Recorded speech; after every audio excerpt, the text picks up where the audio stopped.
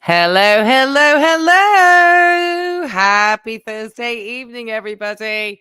My goodness, we got a lot of stuff to get through tonight. So I am going to try to be as fast as I possibly can to get through all the content that I have prepared. But as you can see, I finally got my little member shout outs out there. So all of you who are members and supporting the channels, I really do appreciate it. And I did want to thank you for your support because it keeps me motivated to keep this journey going.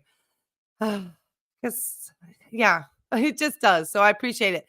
So I just want to thank all my moderators for being here. We got Miss Pat Ray here. Miss Pat Ray, hey, Miss Bella Talia. Hope you are being safe. And are you still in Sweden? Let us know. Or you traveled home already? That would be a quick trip. Hey, Weena Maria Leah. I'm glad to see these pancreases out. There's a lot of the diabetes type 2 out there tonight. I'm feeling it. I'm feeling it. Oh, hey, Lindsay. Lindsay has gifted a Life and Vibe membership. So I'm trying to find out who is our new member. Thank you so much, Lindsay, for giving that gift. I am excited to know who got the membership. So if you've made sure that you have, there's like a section in YouTube where that says you allow to be gifted memberships. I can't remember how to get there, but I think you go in somehow and you say, hey, I would love to be gifted a membership. Thank you, Lindsay. I really appreciate that. And I'm hoping I can figure out how to find out who it was gifted to. I don't want to be that useless. Hey, Angel of Glass. Yes, we do. And hopefully, tried to set up my Nightbot today. I got all sorts of into the computer today. So I'm actually going to see if he's able to drop a link. Otherwise, I do have a command, but it never seems to work. But Nightbot is on, so we'll find out. All right. Hey, Cheekbones. How are you? Hope you saw your name up there. All right. Okay.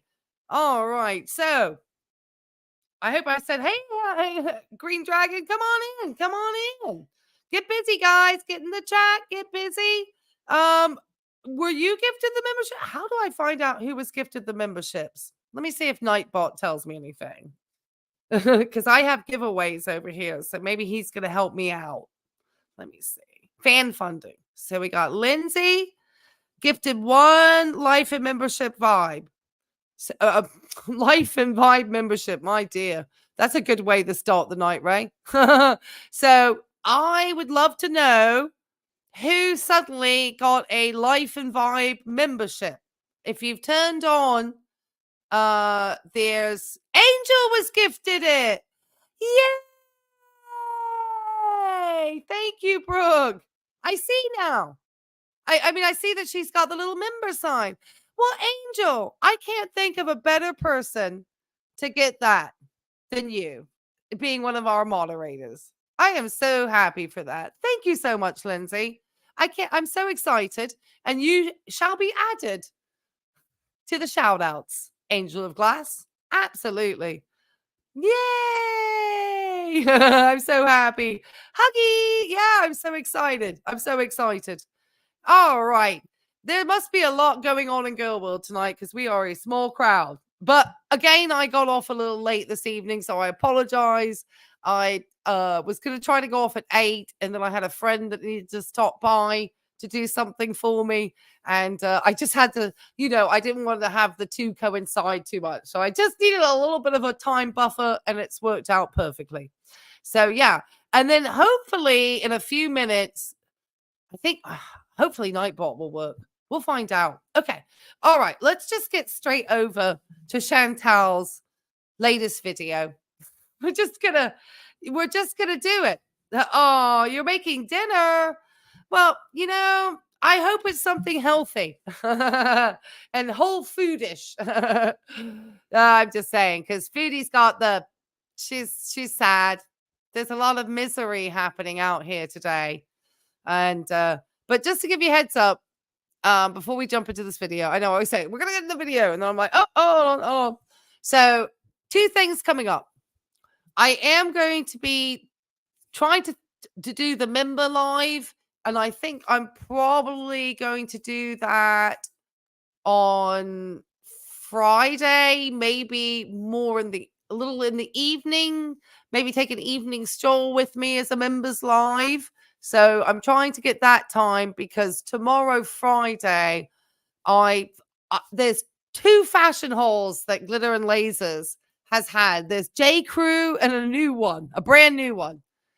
And I have been dying to do this J. Crew one, and other things keep coming up, like opportunities to have, guest panelists, which absolutely always takes priority for me. So tomorrow, Friday, I'm planning at around like 3 o'clock to kind of kick off the Friday weekend, I guess. A double feature glitters and lasers fashion haul for the weekend.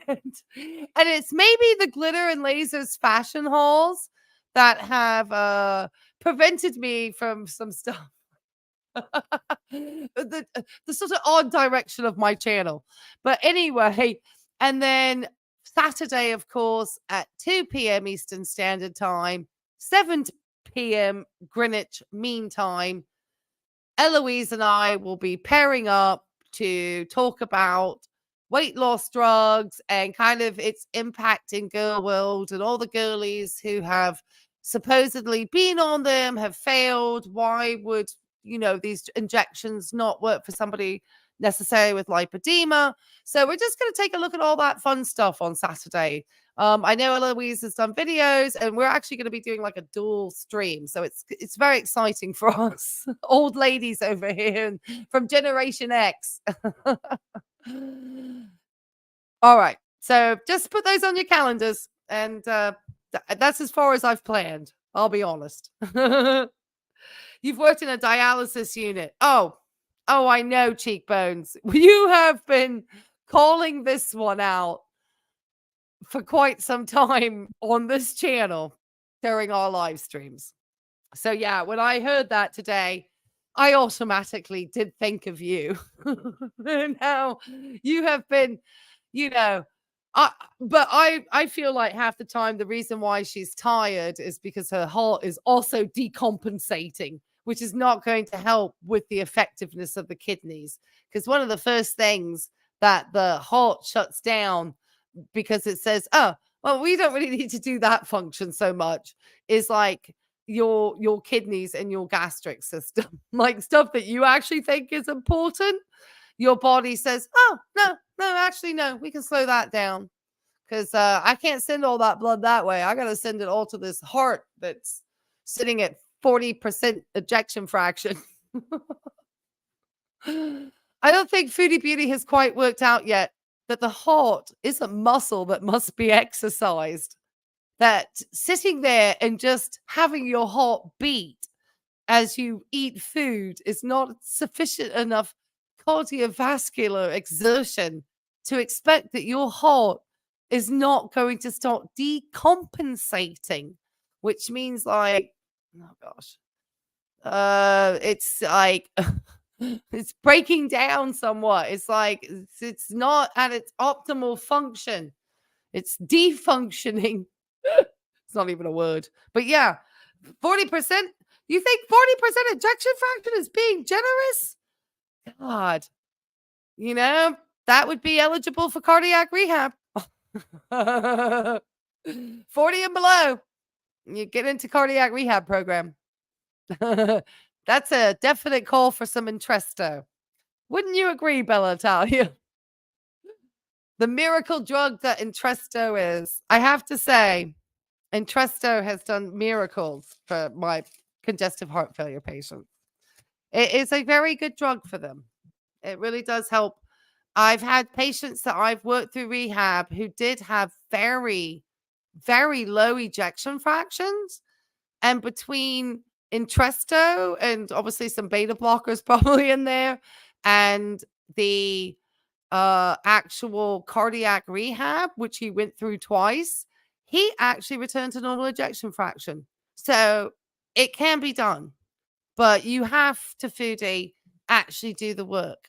And I promise you, This man was in his 70s, and he put in more work to try to change his lifestyle, Foodie, than you will ever be able to muster up in your lifetime, because he had a purpose in his life. He was a pastor, and he did a lot of different things throughout the community in the town that I was at the hospital. And so he had real reasons to actually want to live and thrive. And so it was my patient for an extended period of time. And so I don't think you have that type of passion though, Fuji, except for food. And that's going to be the thing that's going to take you down. Oh, look at this. Look what worked tonight. Oh my gosh.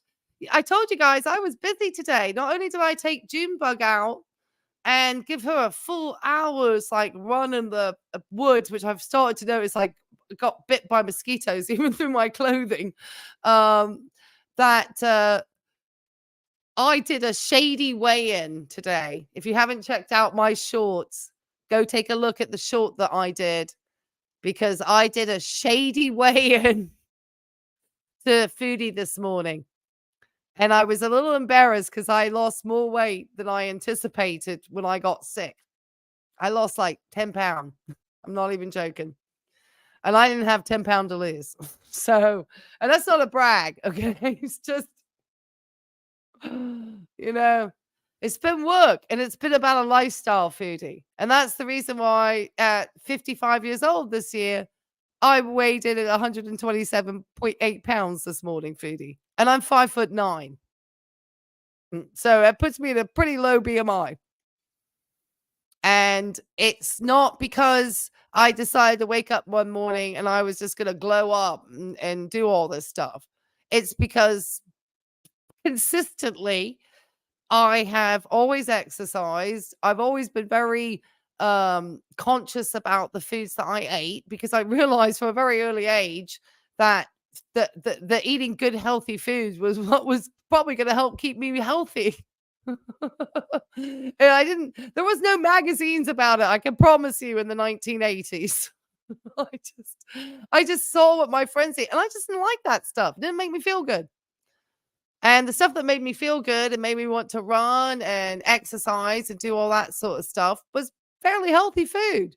And I just realized from that time, and I realized that if I always maintain exercise, and I can promise you, I partied really hard in the 90s. Stories of my time in the UK, participating in the rave scene that I did, and all the nightclubs that I used to go to, and all the raves and all this stuff that I used to attend, even in Frankfurt, Germany. I mean, I used to rave around the globe. So obviously I was a partier, and I did smoke. I always say I did smoke. I had some bad habits, and I was trying to mitigate my bad habits with some better habits. So I made sure a lot of my habits were good, but then I had some very bad habits, and then I got rid of all the bad habits, except, occasionally a beer. So yeah. All right, let's get into this. Lord Jesus, your BMI must be 19. Please don't even try to work it out. I tell you, remember, I've been on antibiotics for like 30 days now. So my appetite, I mean, I actually have a little bit of an appetite, and actually am eating some vegetables now, which is something that's been very difficult to manage. And I've been very stressed about not being able to get enough, but I've, been doing fruit, and I probably would move to pureed vegetables at this time. All right, let's get Miss Foodie Beauty out. Des says, I'm down 20 pounds from a healthy A1C. You go, Greg. You go, Des. You go. I am so proud of you. I had a neighbor telling me about his today, too, because he was telling me about his manager at his work who had a festering sore on his leg for a year and a half. He said it was so bad that he didn't like even working with his manager because of the smell. And he said he could not believe that this gentleman, well, I'm very kind sometimes, spent a year and a half not addressing the wound. He then he said the whole entire time He would go on vacation. He would buy stuff. He would do stuff. And he said he would always say, well, I don't have the money to go to the doctors. So he went on a cruise and he managed to get sick and he managed to give himself pneumonia. And then he managed to land himself in an ICU on a mechanical ventilator. And he was in an ICU for an extended period of time. Finally got weaned off the oxygen. He was supposedly 400 some pounds before he had this event and got really sick, just really sick. And luckily he survived. He's out the ICU, doing better. But that's the kind of negligence. And it was just funny. And I'm not even making the story up. It's too much of a story. Oh, the stories. Oh, girl. God. We ever sat down around a beer and a campfire and talked wound stories? It would shock people. And you know what? I'm so proud of myself. I'm going to go back real quick. I got Nightbot to work tonight. I am so proud of myself. I finally figured out how to do Nightbot to drop my little links in. So there's now finally the link if you would like to join the fun of this community and be able to drop things like sad pancreases, which I think we're going to be seeing a lot with tonight. And the more members, the more emojis I'm going to be allowed to release from YouTube. They don't let you do it until you get a certain number of members. So, yeah. Oh, wound stories are great. Maybe we'll just, you know what? Maybe we'll do a member live stream where we share wound stories. Maybe that's an idea. We just share stories about really awful wounds. Oh God. I worked in the cancer field. So I promise you, the wounds get nasty in cancer. It's not even a wound that will heal. It's a whole different thing. You like that idea, MK? Oh, we'll do it then. And it'll be members only, so then I don't have to worry about the YouTube and the showing pictures and stuff. God. There was one, I tell you, the one. That's for the members live stream, because where the wound started and how it started and how it ended up. I think I've told this one where the whole back of the leg was missing, but it's where the wound started. It's really bad. Okay. Especially for the poor man. I felt really bad. Jeez. So we're actually going to look at proteinuria today, or albuminuria, which is one of my favorite words to say, because that's what Foodie says she has. So we're going to take a little peek-see over at Johns Hopkins and see what they have to say about it. Hey, Catsy, come on in. And so we're going to go take a little bit about information. And so if obviously, Miss Chantel, stops by and watches this live stream, because I know she loves our medical advice over here. I know she watches for the medical. And she probably reads the chat too, because she's probably trying to figure out what our pharmacists and all our smart folks down in here are saying. And Funny Girl and the psychology, we got it all going here for you, girl. We got a whole team. We got Cheekbones doing your diet. I mean, we got a whole team over here. So yeah, we got a whole team. We can take care of you. That's why we're here. It's the medical care team for Girl World. For the lack of going to the doctors, we'll bring it to them. How about that? Hey, come in, Holman. Come on, Jobin. Claudette, come on in. We're all excited tonight. She watches. Oh, yes, she does. Oh, yeah. But she's trying to, clickbait and sad fish for sympathy tonight. So let's get her on. Because like I said, we'll see how we do for time. Because there's so much going on. Alexandra's bought herself a fetal Doppler machine. Anna is running miles on cruise ships. Amber Lynn is not talking about what she went to the doctors for, from what I can understand. We're going to go very briefly to her. Like 2 seconds where she talks about her doctor's appointment. And we got Foodie here with a new video. Part 2 of the sad face diabetes. So I'm telling you, these girlies are off the charts tonight. They're all in the they're all in my wheelhouse, which is medical. I know everyone else is like, "Oh, I can't believe they got all that medical stuff going. I don't want to hear all that constant medical stuff." I'm like, "Yeah, I love it when they talk the medical stuff because that's when I get to talk about stuff I know about."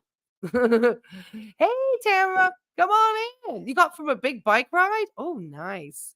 Yeah, the kidneys. Well, the heart. She doesn't talk about the heart failure. Oh my God.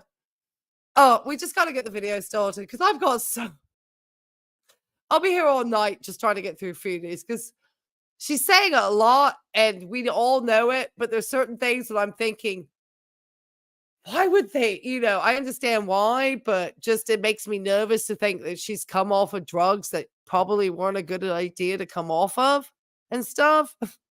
And I'm surprised she's not had a major event, to be honest. All right, let's share the screen with Foodie. Oh, we got so many people doing wild stuff tonight. All right. There she is. And we still have to look at the proteinuria page real quick, Foodie. All right. So she's 5.5 thousand views 5 hours ago. So that's actually pretty good, I guess. I don't think for a 1,000K channel, but shoot, if I had numbers like that, I'd be ecstatic. All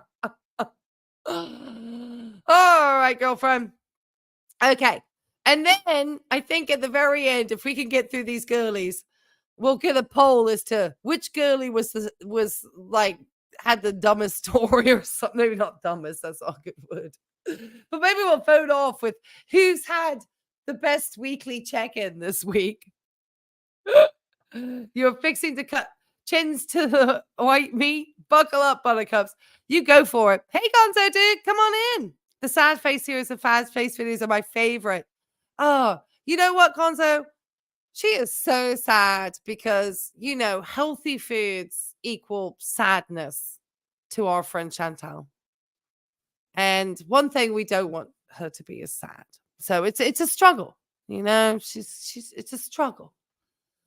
All right, Foodie, I'm going to speed you up to 1.25 because your saddy voice is a little too slow for me.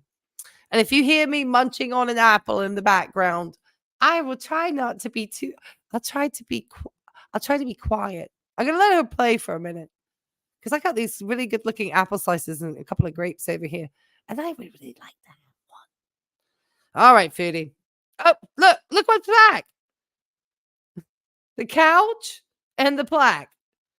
So was it just the way she set up yesterday? I don't know because it looks like. Anyway, mystery solved. Couch is back. I guess he got it off the layaway. Hi guys, welcome back to another video. So this video is actually going to be about my previous video. And I'm doing a lemon mukbang. The pleasure and the pain. If my skin looks like oily, it's because I haven't been moisturizing my face like I should be. So I put I bought a moisturizer. I bought 2 moisturizers from Lush. One I use regularly, the Skin's Shangri-La. And if you know Lush, you know that's one of the best ones. For sure. So I haven't really been using it. Like I go through bouts where I just don't care about my skincare routine. So now I care. What happened? Why did sudden focus on the skincare? I mean, you bought all that stuff from Lush, so they have like short dates because the products are all made fresh, Foodie. Lush products, unless you're keeping it in the fridge or something, I don't know. You can't store them but for so long. It's because they're fresh. That's why it's not good to spend like $300 at Lush. But you had to because somebody gave you that amount. Get lots of shampoo bars, I guess. But well, I'm glad she's taking care of her skin, but I'm sure it's a routine that won't last. I guess after she confessed she did not remove her makeup the other night, I'm guessing that her chat blew her up about it or something. I know we teased her for it because it's a really bad habit. It's not good.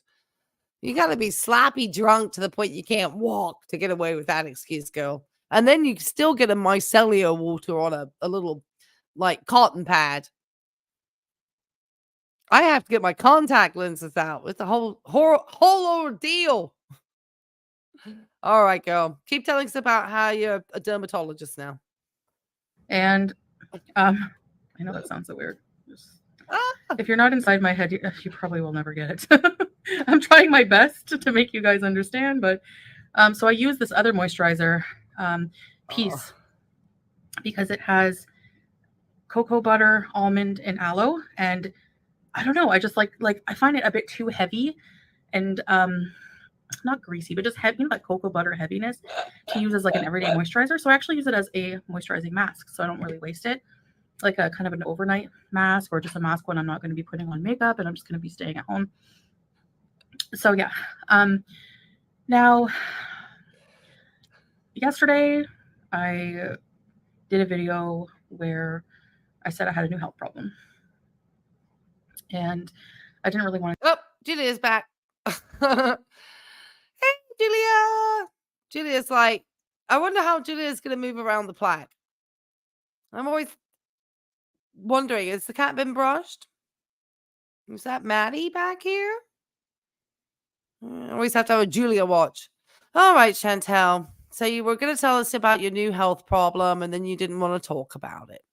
But now you've set the scene. So now you're going to spend about 20 minutes, not quite that long, talking about your old health problems, which is fair by me because then I can, start to catch up with part of what her revealed history is. Because I think she still leaves a lot of stuff out in this story. And then she's going to tell us about the new stuff. That is not a shock nor a surprise to anybody in this community. I would say absolutely not. And talk about what it was. There's just some times where I feel like more vulnerable and like I don't want to talk about certain personal things. It's not that I'm trying to like clickbait you guys.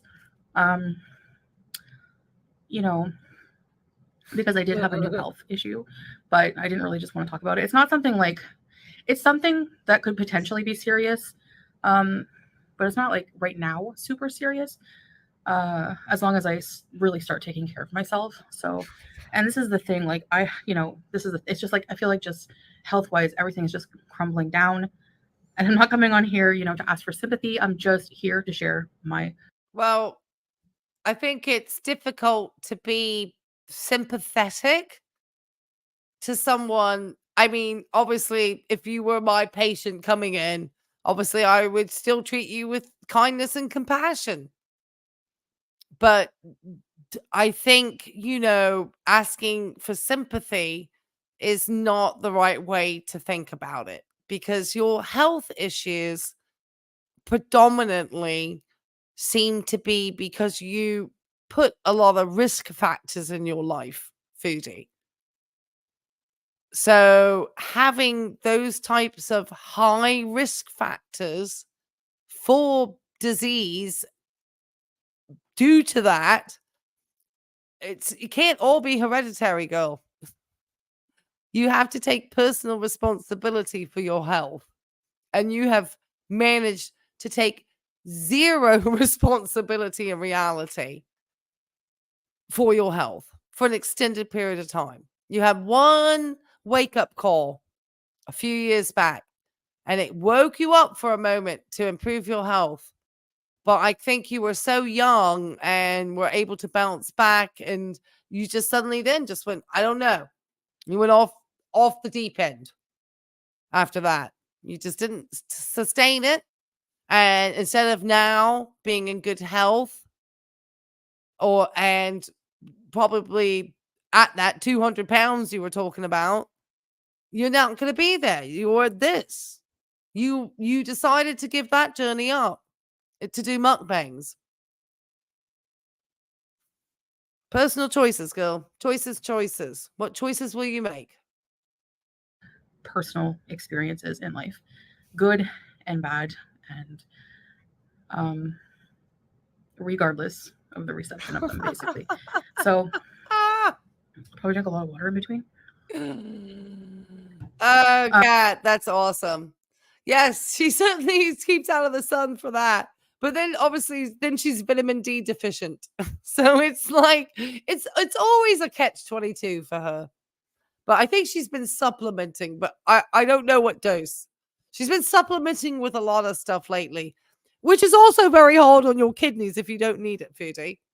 So I think the last thing you need to do is to do all those crazy loads of vitamin C and magnesium or zinc or whatever you start to throw in to your body without realizing your kidneys also have to manage this stuff. I mean, it's your body. How can you be so ignorant of it?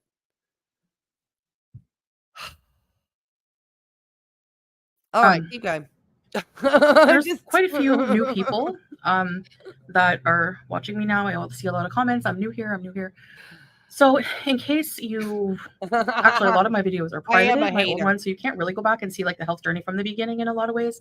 So basically, I'll just give you like a recap of my health issues. And then I'll explain what's wrong with me. That's not a health journey. Your health journey is your health issues. It's not a journey. Health journey would be somebody being able to achieve health. And I don't mean to laugh really like a terrible sounding Nurse Ratched over here. But it astounds me that it's never sunk into your brain somewhere that sitting sedentary and just eating food that is not very good for your overall health and no activity, no self-control on the amount of portions of calories that you consume would have led you to good health. It just astounds me. I know that's kind of what really young people do. And then, I think hopefully you think the only good thing I can say about inflation and the fact that people are saying they can't afford fast food, I say hallelujah finally.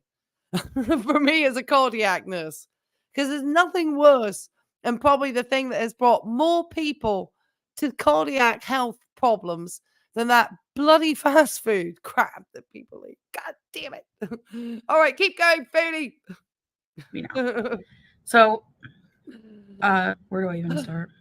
So I'll just start with like health and decline obesity related illnesses. I don't want to get into like my whole health history, but currently the illnesses I have that are related to my morbid obesity. So I have sleep apnea, which I've had for years now. I don't even know how many years. I would have to think, and my brain's not braining. So well, that's because of the sleep apnea. It's been years since I've had that. That's because of the sleep apnea, girl. You're not getting enough oxygenation in your brain. It's going to affect your brain over time. You understand that, don't you? Do you understand deprivation of the oxygen to the brain? Not a good plan. Just not a good plan. It's one of the reasons why I insisted on fixing this damn septal deviation I had. And then I got an infection because I had a rhinoplasty and somehow that got infected. So yeah, along with the septal deviation, I said, hey, why not? Let's just have fun. It's not been fun. There's always a risk to anything you do. All right, girl. And also, can I just remind you, you're going to give yourself like a lung infection if you don't properly care for that CPAP. And Rose Thorn Reacts brought up a good point too. And I've said this many a time. You're supposed to get these things checked and calibrated and taken care of. And I've talked about how you keep that thing. You're supposed to keep it clean as a whistle, girl. Do you understand you breathe in that thing? And then the other infection, I think also, having come from the beach, there's another reason why you would have that. Just saying. All right, keep going, girl. You're so healthy. Had the whole sleep study done, which is horrible, by the way. I don't know. Like when I'm forced to sleep at a certain time, it just doesn't work for me. So, yeah, so that was interesting.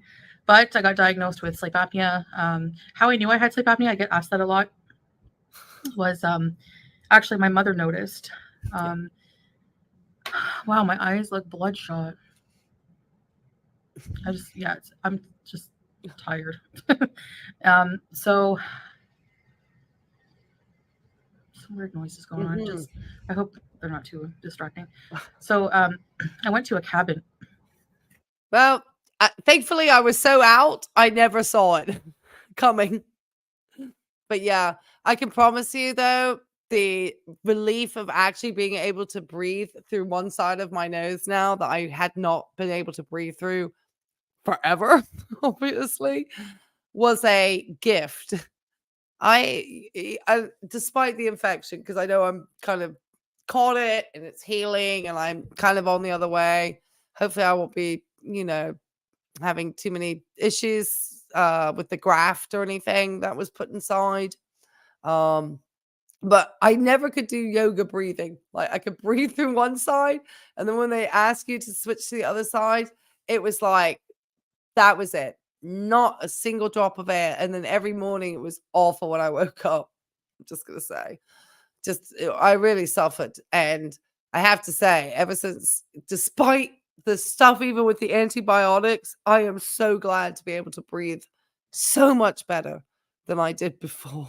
And supposedly it's going to help me when I get older, because I've had older patients tell me they had not had their septums corrected, that they often but they don't always have to break you to do a septal deviation repair, at least not in the US. You can have it that there are procedures that can be done in office by an ENT or even a plastic surgeon. I went to a plastic surgeon. I happened to go to surgery because I had other things done. Since I was going under the knife and I'm going to be 55 this year, I had a couple of little things to, you know, I'll be honest. All right, let me keep going with Foodie. But yeah, it's an interesting thing. With my family. My grandfather like rented a cabin when he came down from Florida, and the whole family stayed there. This was years ago. Oh yeah. Maybe in 2000, maybe in like 2018, 2017, 2018. She has to compete with Amberlynn Reed too. Because Amberlynn's on a it's kind of, I don't know. I don't know if she's spoofing or what is up. She just, she knows that, I guess, talking about her chronic health problems will bring views, but they're chronic now. Maybe she's had something acute come on. We don't know. We don't know. We never actually see her at a medical building, so we don't really know what's happening. I mean, even she doesn't have to be in the office. I mean, she used to do the stuff around the clinic, but we all called that a lie. I just I was always tired because I wasn't getting good sleep, and I would wake up. One indicator was I'd wake up with pounding headaches. I would wake up in the night, just Oh choking, yes. and I wouldn't know why. And then one time I fell asleep on the sofa, like sitting up, even with my mom was there, and she's like, cutie, you're like, you need to get like sleep apnea assessment because you're like Ugh. keep waking up and like gasping for air. So until I had my sleep study, I would sleep like propped up on the couch in my apartment. And yeah, it was not fun. So finally, when I had my CPAP machine, it was like a relief. I could sleep well, and I've had it since. So I have sleep apnea, and if you don't get that rectified, it's very dangerous. It increases your blood pressure, and it's not you have to get it treated eventually because it's and also deprives your brain of oxygen. That's pretty important too. Weight's putting more pressure on your blood pressure, girl. Promise you. You need to lose weight to get your blood pressure down. So now you got raging blood pressure still. I don't know how you're managing your blood pressure. I don't know if you're on some lisinopril or some, metoprolol or some type of ACE inhibitor or a beta blocker or maybe both. I have no idea. But those would be the first 2 to go for if you had high blood pressure. All right, Foodie. The other thing, other than the oxygen deprivation, would be that you will not be able to sleep well. And a lot of people find out often they have sleep apnea when they are at, say, a hospital or an emergency room, and it might be for something else, but they happen to be on monitors, and the alarms will go when somebody's like having breathing stop.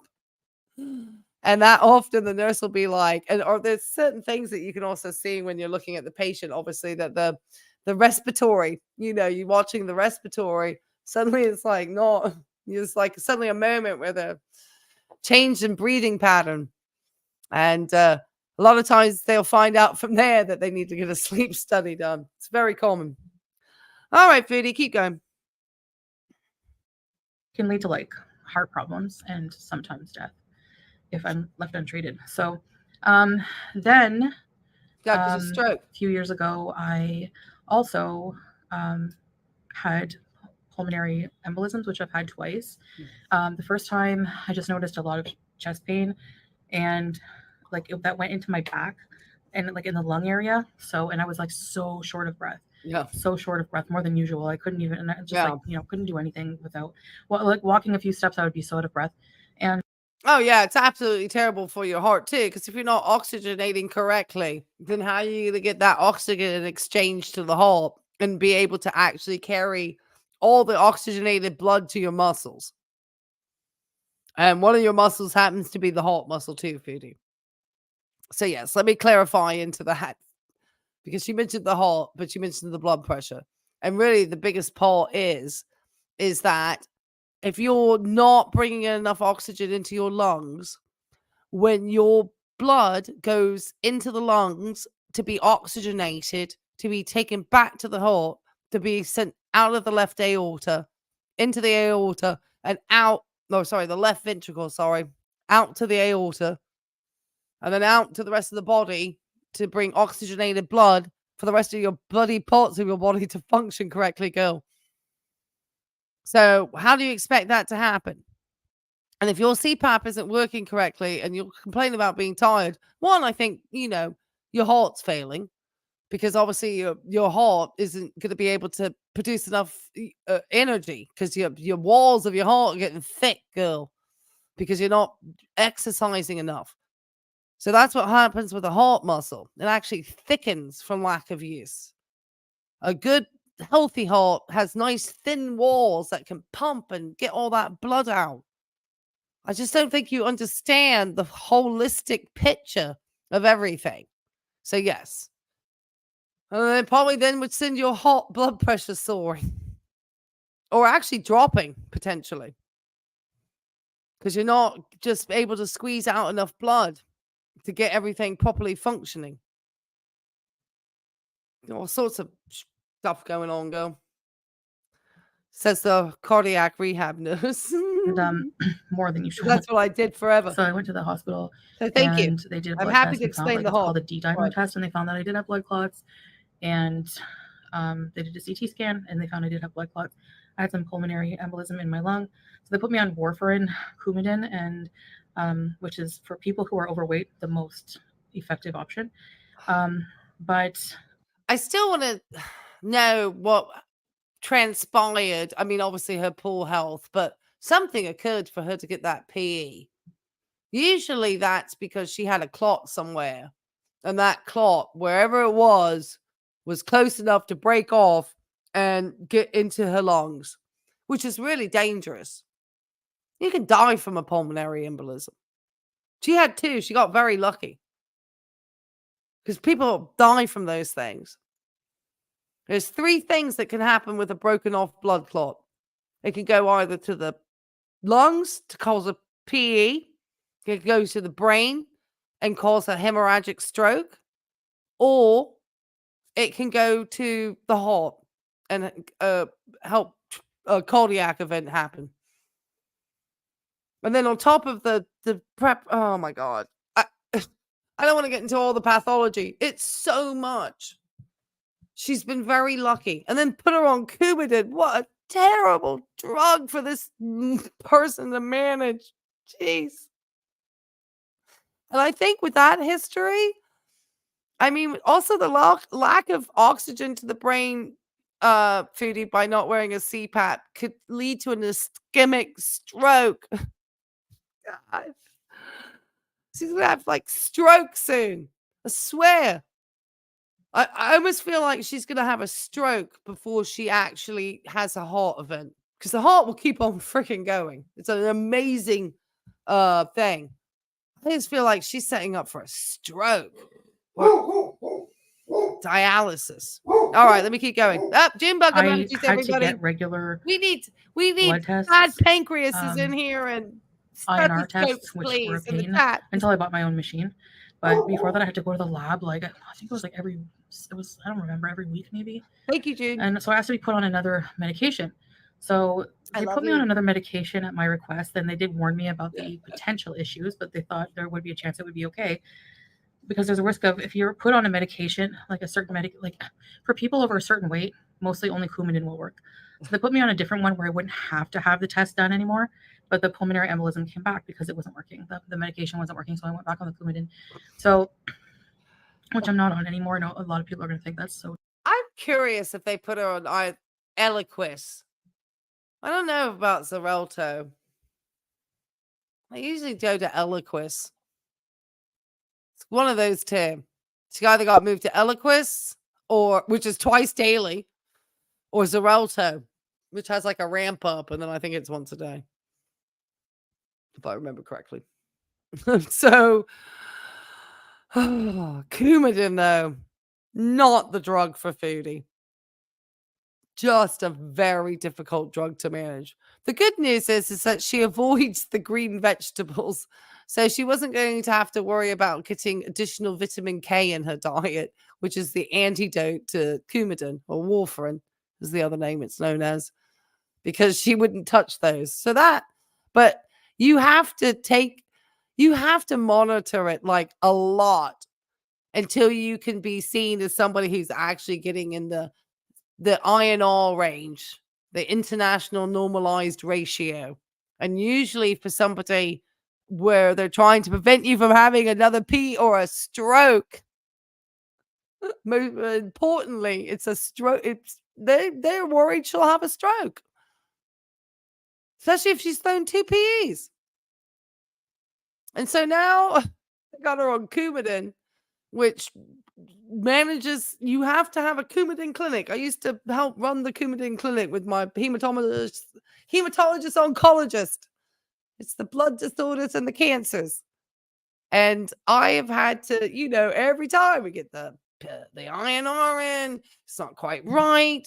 You have to like literally adjust the day. So you might have like Tuesday and Thursday, you take 2.5 milligrams of Coumadin, and Monday, Wednesday, and Friday, you take 5 milligrams, and Sunday and Saturday, you take a whole nother type of dose. And and you have to be like on the ball with that drug. And it's like twice a day often. Or no, it's like once at the evening. That's it. Once at night. Like 6 p.m. Like dinner time. That was the time that you're supposed to get your Coumadin in. Anyway, let me not bore everybody about Coumadin, but terrible drug to put this person on. Terrible.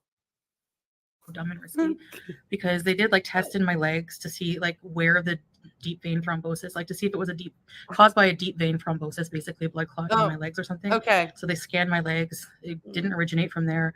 So they're not really sure where, but you are at a very high risk of developing blood clots if you are sedentary and if you're overweight. So that's another thing. Time for necrosis. So then I recently was diagnosed in 2023. Was it 2023? It was like recently diagnosed with diabetes. I've had really high blood sugar for a long time, so I've probably had the diabetes for a long time. Oh, great. So I have that type 2. So yeah, those are currently the obesity related illnesses that I have. What about that fatty liver, girl? You don't have non-alcoholic fatty liver disease. There's is it MALB, which is the new term? There's a new term for it. But it's a whole new acronym. MASD. Somebody probably knows in the chat. Put it in there. It's one of those. I know it is. It begins with an M. It's like trying to cover more about making it less stigmatized, sounding like non-alcoholic fatty liver disease. What about that? What about your enlarged heart? I've heard that somebody said you once had an enlarged heart. You don't have any problems with your cardiovascular? Not even a sign of some high blood pressure? Nothing? I'm surprised. I'm surprised. Some tests were done.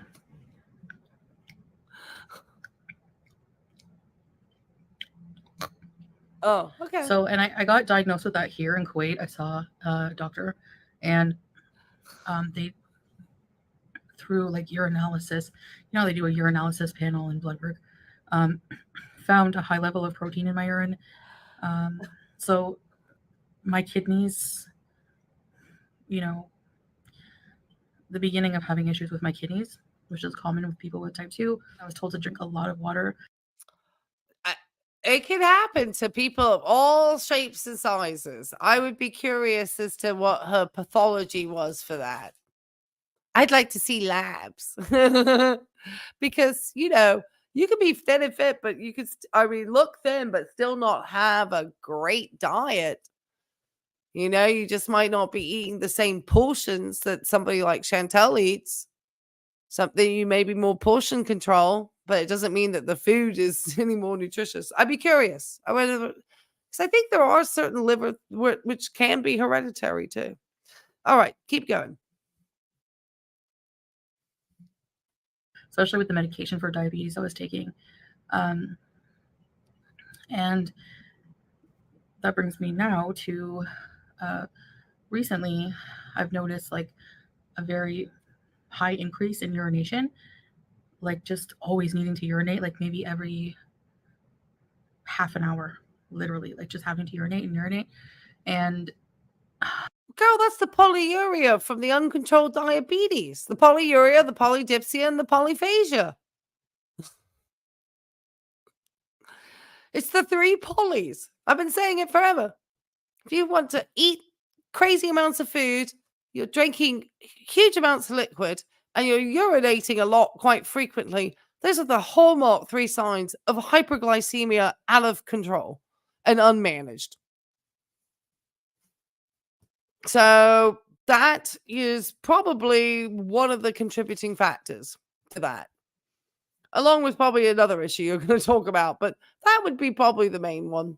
It's a very, very common sign. I would have like pain in my side, like in the kidney area, like in my back. Oh, Lord. And I was feeling like after, like at the end of when I would go to the washroom, it would like. Well, that means you're hurting your kidneys because it's just putting too much work on your kidneys too. Girl. You talked about lower back issues, and we have all said on this channel that your kidneys are back there. And often what people think are lower back issues actually could be your kidneys. Because I felt it a little bit on the first days when I was on these dang antibiotics. God, I'm almost done. But yeah, I remember I had lower back pain, but it felt a little bit different because it was a little bit, and I was like, oh no, that's definitely, and I felt, oh no, that kidney. So they are mistaken often, Chantal. All right, keep going. You're sad, I don't know how to fish. explain, that uncomfortable feeling when you have like a UTI. And I just felt nauseous a lot. Like, yeah, sick to my I know stomach. we did. So come to find out, I have a mild, like a kidney infection. It's not like severe. So I'm on antibiotics for that now. And Salah picked me up some cranberry like extract. Oh God. I mean, not the. Why does she always have to mention like not that I've not had cranberry extract pills that are medication prescribed by a physician and delivered through a pharmacy. So they are given, elderly people are often on them for UTI prevention. So there is some truth in that. But girl,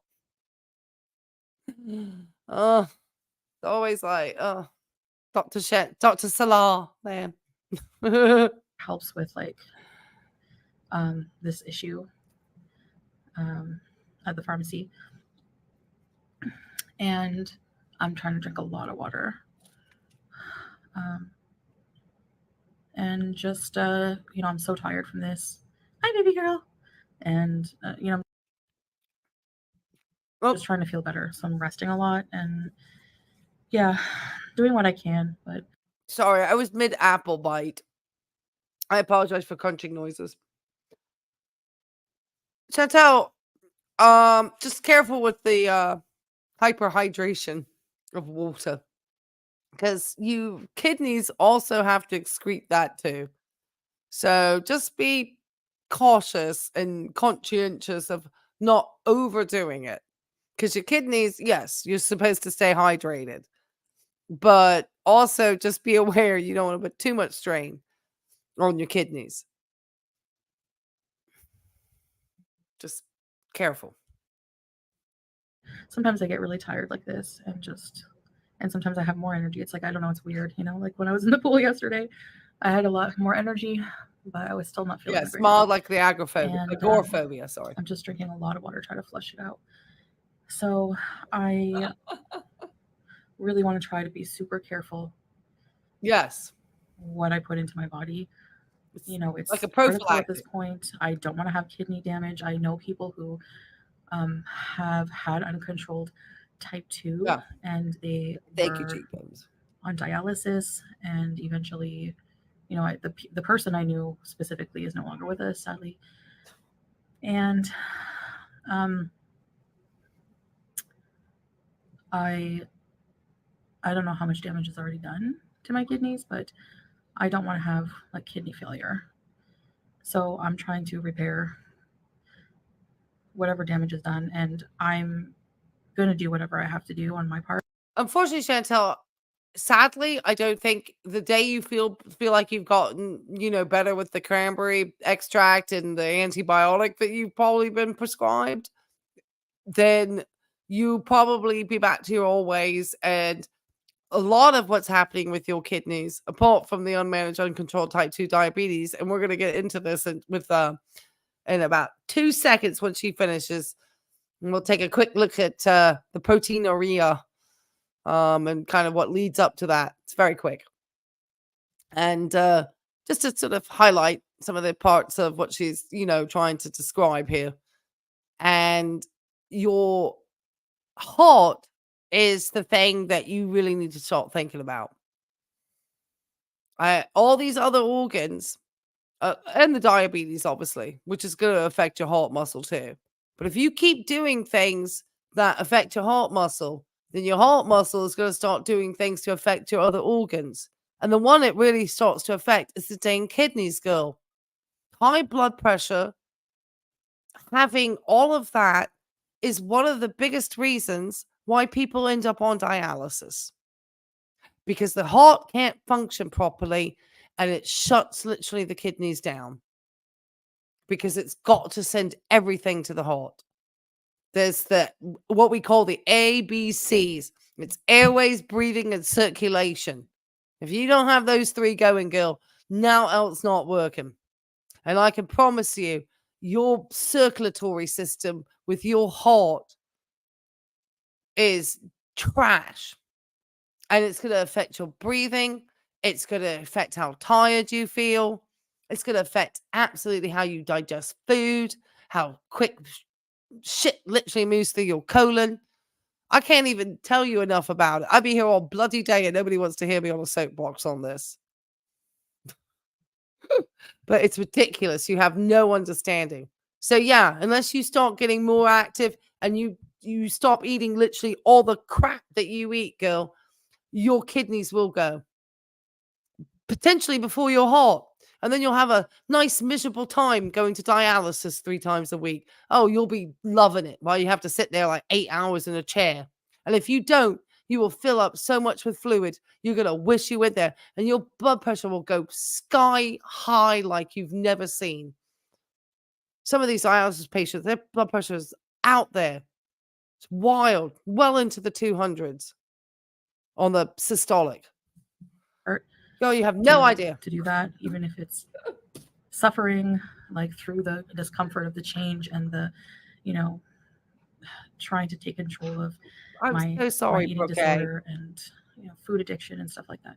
So, yeah, another kind of bleak video. I am so sorry to hear that. That's awful. I am so sorry. I have the greatest compassion for people often with cancer because I've worked with so many of those patients, and they really do. It's just not anything that I would wish upon anybody. So, but I hope that it will have a happy ending and not an abrupt one, and I can just like keep going and doing wonderful things in life. I don't think I've fully lived. I don't feel like I have, because I've done some really interesting, fun things in life, but I've always done them with a shadow hovering over. I have to follow up after the antibiotics are done with another urinalysis and blood test and see how the kidneys are doing. But inshallah. I'm glad you're praying, Chantel, but I'm going to let you know that prayers have to come with activity. You're not going to be able to pray this one away. You literally are going to have to do something about your, I'm telling you. And it's not just beyond the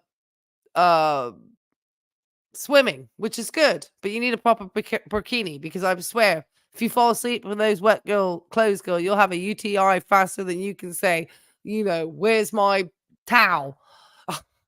One of the things we learn living in the beach is the second you get in your car, you get those wet bikini bottoms off and sit in a towel, put on some clean shorts. And then, before you even ride home, you get out, especially as a woman, you get out of wet clothes quick.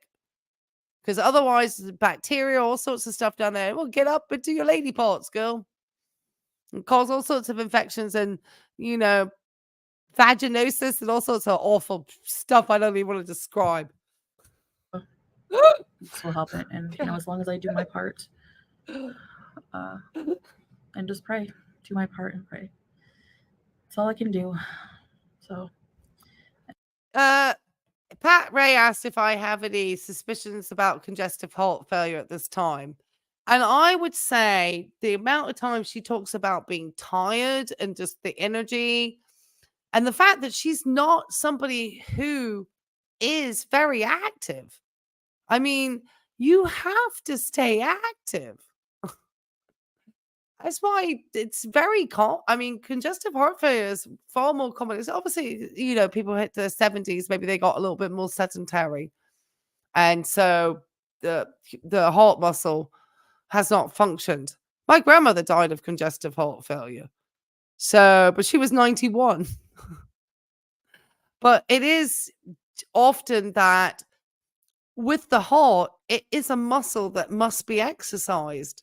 And unfortunately, the lifestyles that we lead and can cause us to not take care of our heart as well. So if you're having, over time, high blood pressures that have not been well managed, and you're putting more work on your heart for your heart to do its job, what happens is that heart muscle begins to thicken.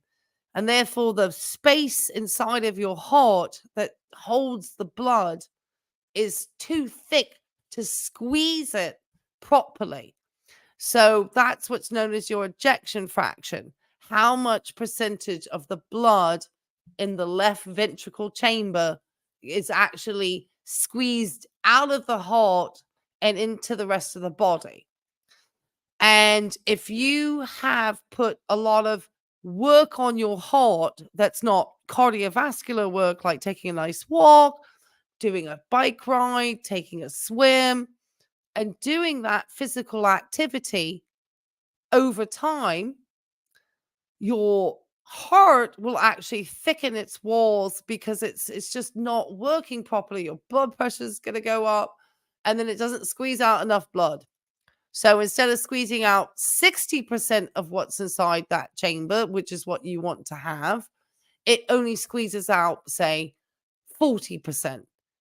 And that's not enough blood to be able to properly oxygenate all your body parts, your skin, your organs, your muscles, your just all of it, your cells. I mean, the list is endless, obviously. So it's very important to get that full blood squeeze. And if you're not exercising the heart as a muscle, it will start to thicken. It needs to be cared for. Sorry for that long explanation. So yes, if she doesn't do that. So yeah, at this age, she could be easily starting to lose her ejection fraction. Sorry, Anyways, that was a guys, long explanation. I probably thank you lost for half listening my to audience me. on that. I always say that I feel like I have a lot of time, which is why I don't take myself seriously, and now I don't feel like I have a lot of time at all. So Yes. to deal with these Yes. issues. Absolutely. So, Thank you for that. Thank you for that. Yes, because I've lost, my family members at a very young age to colon cancer, I've spoken about. My grandmother to congestive heart failure. These were all things that led me to have interest in the medical field. Really losing my cousin, who was older than me at a young age, is what inspired me to go into nursing. And I actually ended up working on the floor when my cousin passed away. And I was there when she passed away, and I don't want to talk about it because I'll start crying. So, but I actually ended up being a charge nurse on that floor at that very same hospital in that oncology unit. So I felt like I fulfilled, what I wanted to fulfill in that time. So it's a little bit hard to talk about. So let me not try to. You love the explanations, Pat Ray. I know I can get real tech. I try to simple it down to not being too medically boring. But this is the truth. I mean, I can't sugarcoat it. That's part of the reason why I'm here. It's it's all well and good laughing about her health, but I hope at the end of the day that people who watch this will learn to actually take care of theirs. Because if you're laughing at hers, but you're still not taking care of yours, then you're not going to be laughing too soon. Do you know what I mean? There's a lot of us, who need to always improve. And the older we get, actually, the more exercise. And it doesn't, like I said, it doesn't have to be hardcore. Just go out there and walk. Then get the, weights which you need, because you need that too for the bones. So I never want to say you can't get your weights in. But if you're just scared to start exercising, start with something simple and work up to the other stuff. You don't have to think you have to go out and be looking like exercising like Chakara transformations. Nobody, and that's what I think people think you're supposed to be doing. Don't even be in that place. If you're not familiar with exercise or you're scared of it, don't try to be that. That's the wrong place to start at. Or trying to be a runner like Anna. Goodness me. All right, let's finish out, Foodie, because I gotta get to these other girls who got crazy stuff going on too. You're not the only one with health stuff, girl. There's a whole bunch of you in girl world. We need to listen about Alexandra's fetal Doppler real quick at the end. Things can go when you have like diabetes like that and you start having chronic health issues because of it. Things can go from bad to worse and like that. So, and that, I know a lot of people tried to warn me about that, and it's true. It's true. It can get really bad. So, anyway, thank you for listening. I know, Foodie, because I've seen people being brought in on the stretchers, like to the cath lab for active heart attacks, and people in the midst of having a heart attack getting a cath to try to open up a vessel so that they can actually get some blood flow to the heart. So yeah, it's pretty scary. I had to translate for some poor chap once in Spanish because he was working as a migrant farmer, and he came in, and they're not worried about trying to bring in the translators in the middle of an active cardiac situation. They just need someone who can tell the patients to stay still on the bed. So they had to bring me in to talk to him. Poor chap, scared, far away from his home country. You don't think that man was petrified, girl? He was grateful too that people were taking care of him. He was very grateful for that. He was grateful that he was transported quickly and that he was given such good care. But he was still far from home, and I'm sure he was pretty petrified. You just have no idea, and you don't speak the language in that country. So you're probably fortunate that people there do speak English and can translate for you. You just don't think about these things through, do you, girl? I always feel a bit better after I talk it out. And, I just didn't want to share at the time what was going on. I didn't feel like it. I was kind of just down and not feeling too good. I'm still not feeling too good, but I am working on, getting healthy. I haven't eaten anything today, but I woke up late. I don't feel terribly hungry right now. Head hunger, yes. I have that nagging head hunger, but physical hunger. What are they? Do you have? Are they thinking you're are you? I'm curious what rhythm you're having for, because I've had Holter monitors on other patients or Holter monitors on patients. They often recommend them when they're out of the hospital after huge, coronary events. So there's different reasons why somebody be put on the Holter. 7 days though, they're really checking something out, girl. I hope it comes out well. I hope it's not anything serious. Oh, I'm so sorry. I'm so sorry, everybody. You had a Holter. Oh, you had the flutter. You had an A flutter going. Oh, I'm sorry to hear that. I'm sorry to hear that. I have a friend of mine who's in her 40s who has a tachycardic syndrome, and she actually has to go get an ablation this month. So I think it's an SVT ablation, obviously. Sinus venous tachycardia. It's SVT. Anyway, so yeah.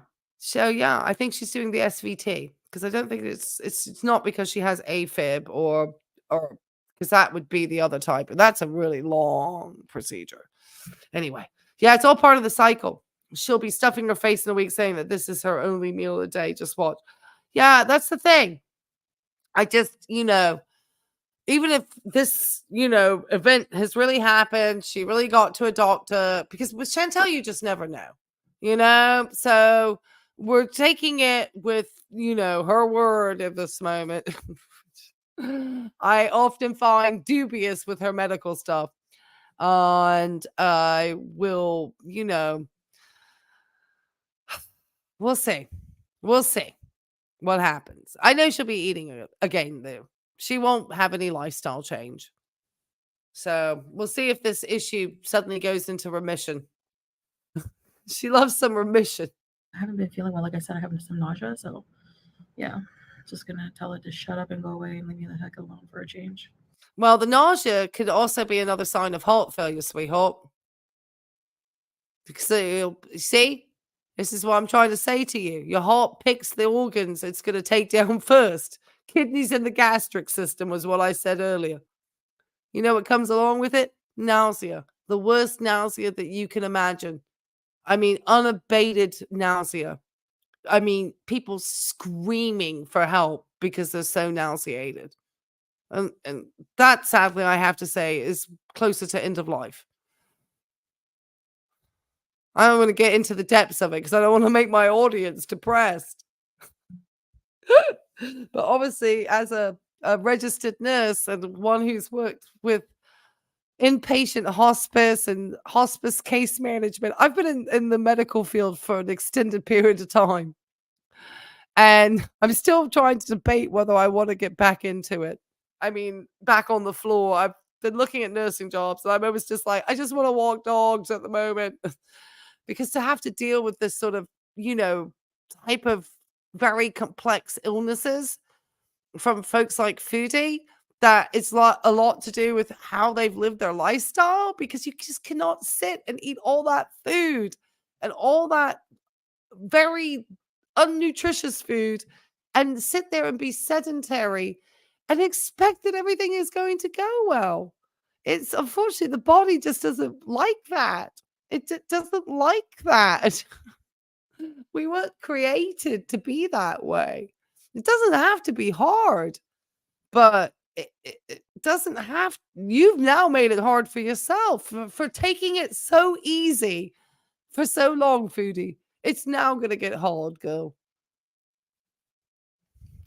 Finish this out. We're gonna have to look at what your albumin reader. I hate that word. Anyway, I'll see you guys later. Hope you're doing well, and yeah, see you in the next video. Bye. I'm sorry, guys. I feel particularly salty about Foodie today. I do apologize. I'm a little salty tonight This because program contains subject matter sorry, and what is language this? that may Hold be on, disturbing hold to on. some viewers. I don't even know what this. Hold on. Oh, yeah, I'm gonna stop sharing that screen. So let me share this one instead. Okay, I have no idea where that came from. I thought I hit the stop. Oh my goodness. Sorry about that. Something about maca? Great. Let's not do that. So she talks about getting the protein in the urine. So very quickly, this is all what I was saying earlier, albuminuria.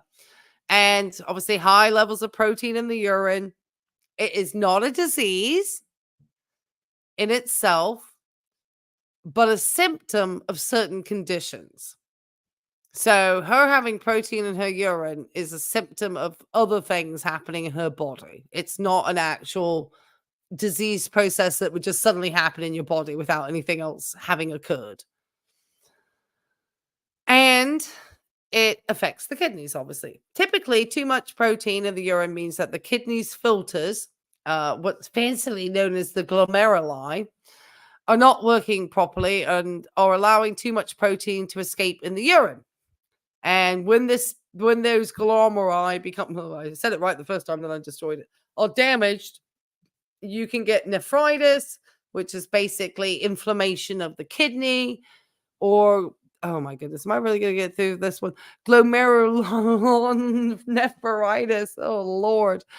Basically, your glomeruli and your kidneys are inflamed. So either just the kidneys inflamed or you get them both being inflamed. And then the things that can lead to this, wow, food include hypertension, i.e., high blood pressure, heart disease, and diabetes. I wonder which of these three is as well as other types of kidney disease. Well, okay, so it's they talk about obviously okay, so here it goes. Other proteins can also leak into the urine. The level and type of protein reveals the degree of the damage as well as the risk for developing kidney failure. If protein levels are only minimally elevated, which is what I think she said, the condition is called microalbuminuria and signals minimal change. However, as the condition progresses, the damage gets worse and more protein escapes into the urine, leading to full-blown albuminuria. I love that word. Lord, I don't. Symptoms. Oh, that sounds lovely. Foamy urine, which she's doing quite a lot of recently from what we understand. Oh, now this is interesting. And this may be why she's getting the face swelling.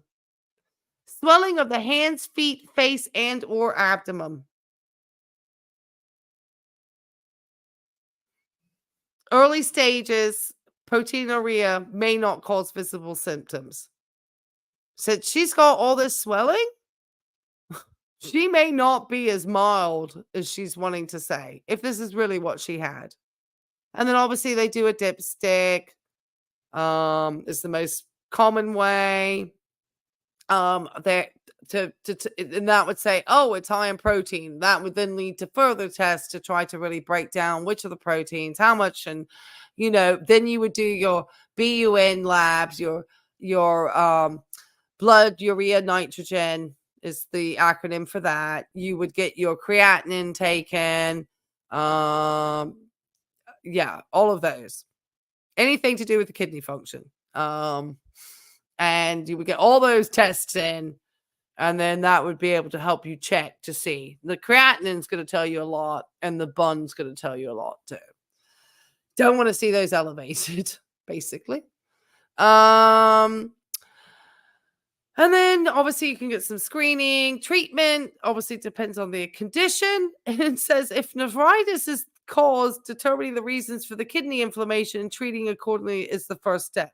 If hypertension or diabetes is the cause, first goes to control the high blood pressure or the high blood sugar, respectively. So basically, Foodie, I wonder about your blood pressure. You don't talk about it. I don't think you check it. So I don't think you have an idea. You always say that it seems fine. The one time it seemed lowish in the hospital, that was probably through dehydration. I don't think that's what your blood pressure generally sits at. Anyway, so that's a little bit about that one, guys. That's a little bit about that. Okay. All right. So we've wound up our girl Foodie. So we're actually going to go over now and just hear about 3 seconds of Amberlynn Reed, because I can't do Amber but for so long. But she did want to share with us about her problems. So I'm going to try to get rid of this tab here. Why is my YouTube now not opening? That's not fun. Let me get a new tab. Oh, here we go. Finally. Okay. All right. So we are going to head over to Amberlynn Reed real fast. I have this all set up, ready to go. And of course, I was going to have all these tabs up, but then I was like, no. We're actually going to go on to this one here, which was let me stop it real quick, which was the doctor's appointment. How did I click on that one and not get that? We're going to the doctor's appointment, get ready with me, and dinner. But we're not going to watch all of this video. We're just going to listen to the part where she talks about her doctor's visit. That's all I can do with Amberlynn. The rest of the people we're going to get through pretty quick now. All right. Here's Miss Amberlynn. And if you haven't had a chance to hit the likes, I certainly do appreciate it over here in this little corner. I know a lot of other people are going live at this time, so I do appreciate you taking the time to be with my channel and looking at all the girlies. Okay. Even Amberlynn.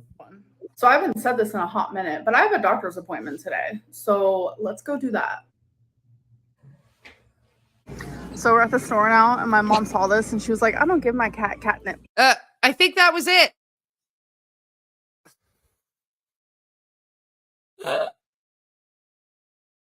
That was it. That was her doctor's appointment. I don't know if she talks about it at any other time after that.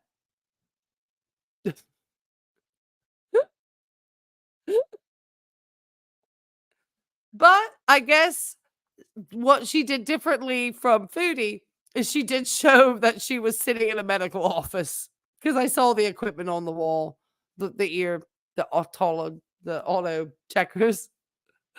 So I saw all that stuff. Oh yeah, Amber's a huge troll. So yeah, I don't think we know anything about Amber's health. That's it. All right, let's at least look at the cute pet toys, because you know I like the animal stuff. And then we're probably going to scoot along, because I don't really care about the prove me wrong or the dinner with the mom. Doctor's appointment. She puts in here doctor's appointment. She forgets to apostrophe even the is possessive to the doctor. Shouldn't there be an apostrophe there? God, these girls have me questioning my English. All right. Keep going, girl. We're going to Anna next. It's a drug. And I tried to. I'm pretty sure it's like natural, right? I don't know. But I don't know. Look at this one. It's a bank robber. Stop. Oh, that's cute. Oh, look at Are you this. kidding me? Okay. That was enough of Amberlynn. So yeah, we didn't learn anything about Amberlynn's health. We learned nothing. We learned absolutely nothing about her health. And she went and looked at animal toys. So let's get to glitters. We've already put Amberlynn to the end. Okay. So obviously Glitters is out doing something somewhere in the globe. She went on a cruise, basically. I'm going to share this tab instead. I get to see people fleeing because Amber Lynn came on the channel. So we didn't learn anything from her. Just trolling Amber Lynn. That's all we got to do. Yeah, that's a cut. We're done with Amber Lynn. We caught up with her. She went to the doctors. She sat in the doctor's office on some of that lovely like paper that we put out. And then she turned around and lit out. You got to head to bed? Well, good night. Thank you for coming in. Thank you. I know. I did go late tonight for me. I don't usually like to go out. So, like I said, I'm going out earlier tomorrow. So I'm not going to be out. I'm not going to be up late doing this either. Oh, Miss Sandra joined us. Oh, Sandra. Well, I appreciate it. I'm going to get up a special like thank you thing soon. With where I get to say just a thank you for the support. So I do appreciate it. You will be added to the shout out list. I did do the shout out list today. So yeah. So let's get over quickly. We're going to look just a couple of Anna's reels. And unfortunately, I have to take the sound down for her because she tends to have like copyright music and stuff. So I always want to be careful when I do Anna's stuff. Okay, so we obviously saw here she was at the lymphedema place. She actually went out to LA to meet with the specialist to discuss the removal of my lipedema, which is something that we're going to be talking about, those weight loss drugs and Anna and her lipedema and what, you know, and just about her having used them in the past and the disorder that she has. And we're going to have this conversation with the pharmacist, with Eloise this coming Saturday. So we're going to be looking at that and why it didn't work for Foodie. So we're going to try to bring the girls into the Ozempic, Wegovy, Monjaro, conversation. So she just said she returned home from the appointment and mentally I am overwhelmed. One hand, I feel more sane.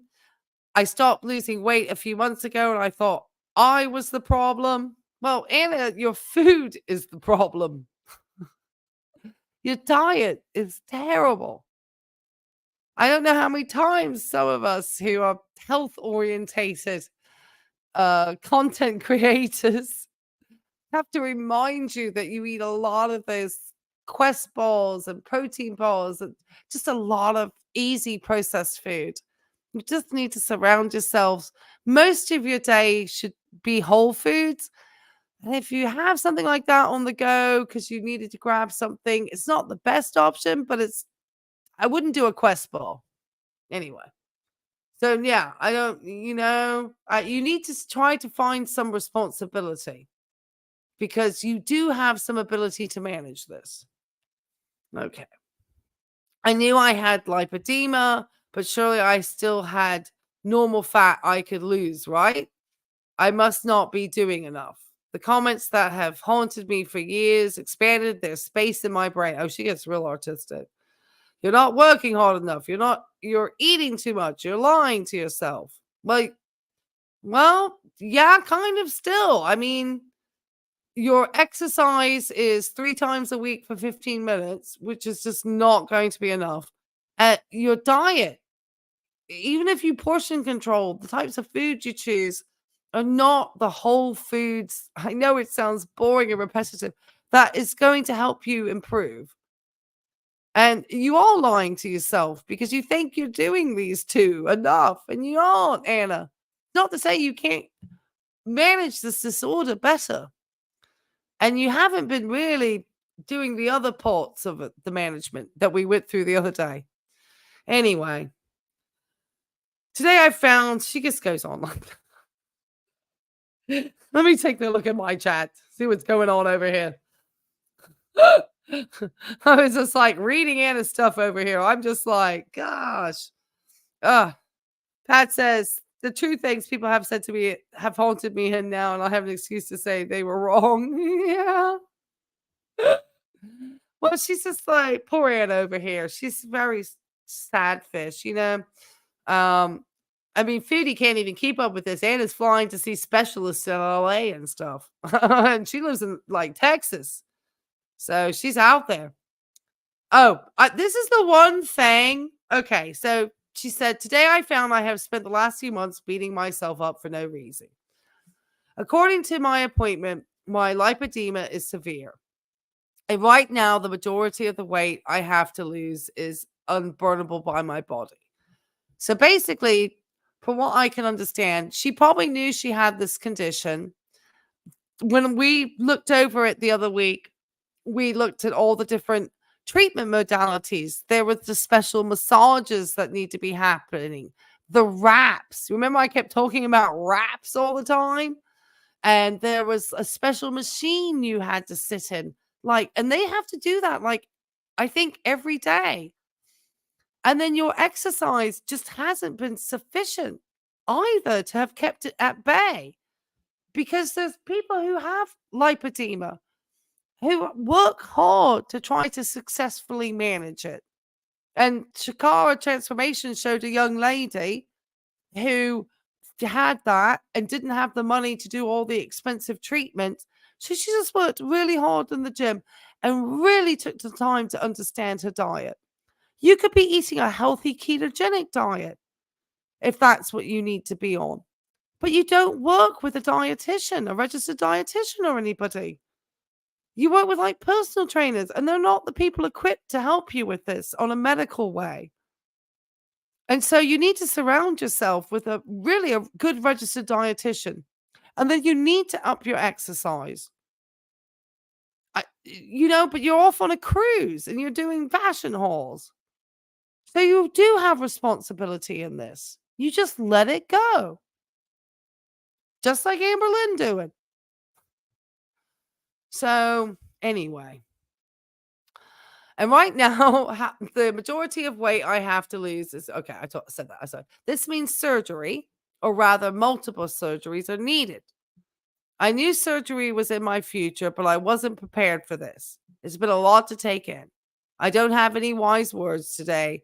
I'm just trying to process what this means for me. And then this part, I actually answered. No, it showed up. I never answer. I'm not even a member. But there's enough comments you won't see. Edit, I appreciate people want to be helpful, but I am not interested in alternative treatment options. Which I give Anna kudos for. Because she doesn't want to be having everybody and their mother telling her to take this, that, and the other, and it will do this. I'm literally giving the same advice that would be given by the lipedema specialist the other week. I said, listen to the professionals, not grifters on social media selling a fake treatment. Of course, I had to put my 2 cents in there. So, yeah, that's what she's got going on there. Let me check the chat. Because I'm sorry, I kind of went off over on Instagram. Yes. She should be doing all of those things, Erica. She should be monitoring her diet carefully, limiting her alcohol consumption, doing the wraps, the massages, the machines, all of it. And that's what shocks me. She had the money and the resources, but they don't really want to do these treatments. I think they think they're too young. Or I'll kind of do my diet and my exercise, which might have been recommended to her to do when she originally understood this. But in reality, she didn't get a good grip on the diet because she seemed to refuse to work with an actual registered dietitian who would help change that diet and get, like I said, a specialized diet that would work for her and this condition, which I understand the ketogenic diet can be quite successful. She would definitely not want to give up the alcohol. And I don't think she's done any of the other treatment modalities that go with it. So I'm surprised for the surgery because that's not usually, Oh, you think those are the alternative treatments? Well, they're the actually prescribed medical treatments with the physical therapist and everything. I would try to, like I said, avoid surgery at all costs, but I'm not Anna. I mean, I just had surgery, obviously, for my problem, but for something that they say, I mean, from what I thought we were reading, that surgery is like a last resort thing. Yeah, yeah. I mean, it's a lot for her to take in. Okay. So we have here, she just, this is the one where she explains what the lipedema was. And we looked at that the other week. What else is she up to? Oh, this is one of the items from the J. Crew haul we got coming up. And then she goes off on a cruise somewhere. It looks like she's got one of her pinky outfits on. Oh, she's dancing. So, I mean, her diagnosis isn't making her feel too sad. And she's on Virgin Voyages. And she's swimming and living her best life. So, I mean, Anna's still living out there, getting her best life out. You go, girl. You go. She's wedding dancing. It's one of the bikinis we looked at. Did we see this bikini? Okay. So she says, yes, I have loose skin. Yes, it along with my lipedema is frustrating. However, I refuse to let my loose skin stop me from having fun. Well, good for you. Even though my body looks different, it still is working hard to support me, and it deserves my love and respect.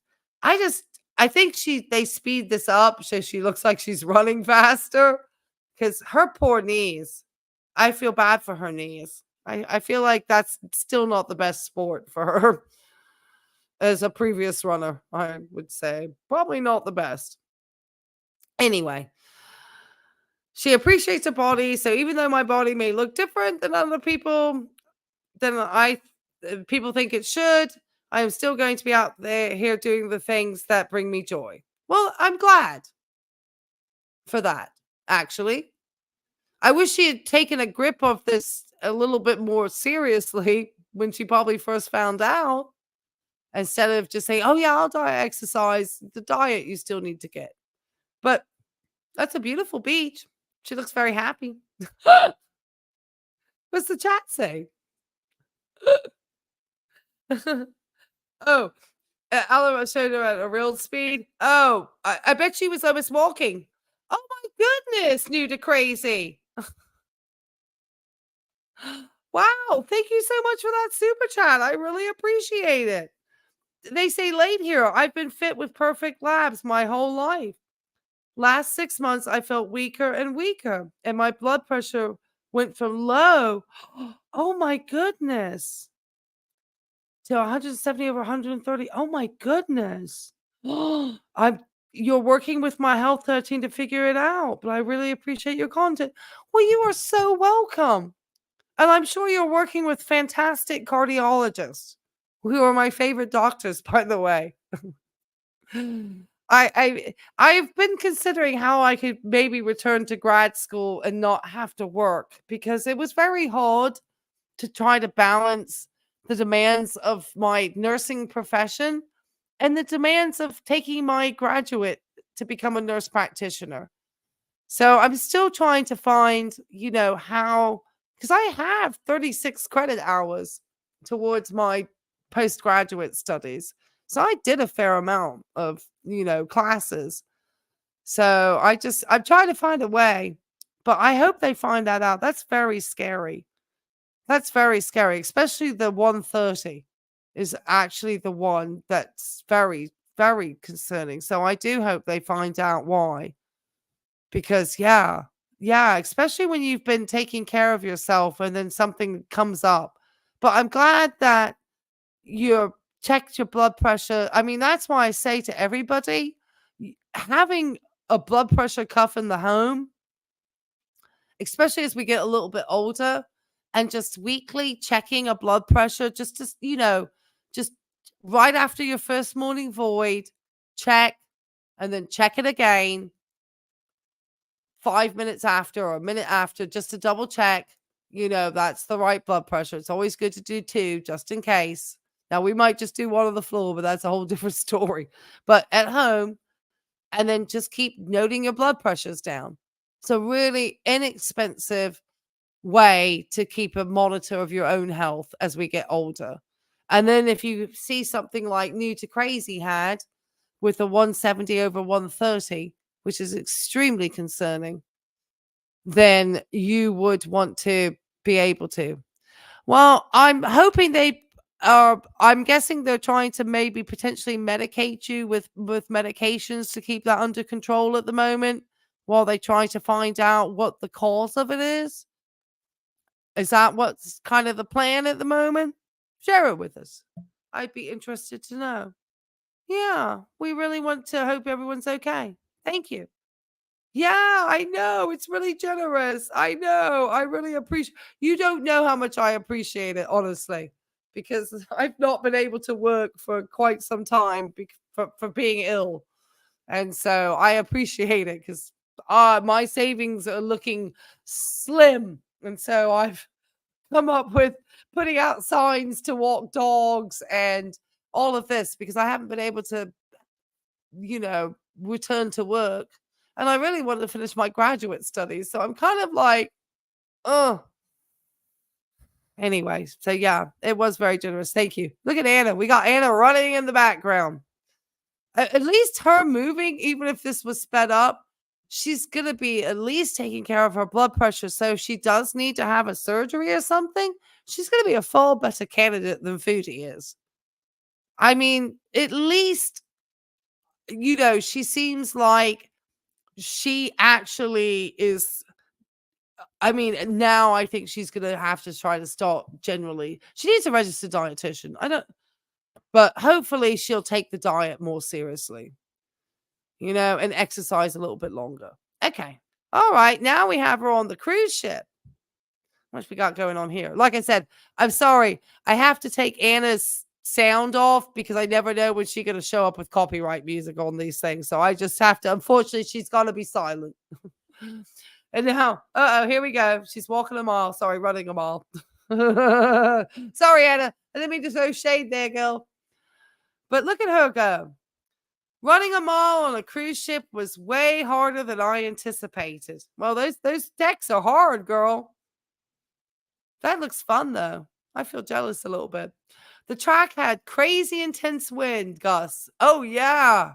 That made sections of the mile feel like I was running through quicksand. Oh, I know what that feels like. Not from a cruise ship, but here if you live on the ocean or the coast at all, there's been time where we have nor'easters come into this area and maybe a day or two before and the winds are starting to pick up and you'll run that boardwalk and you're against that wind. I promise you.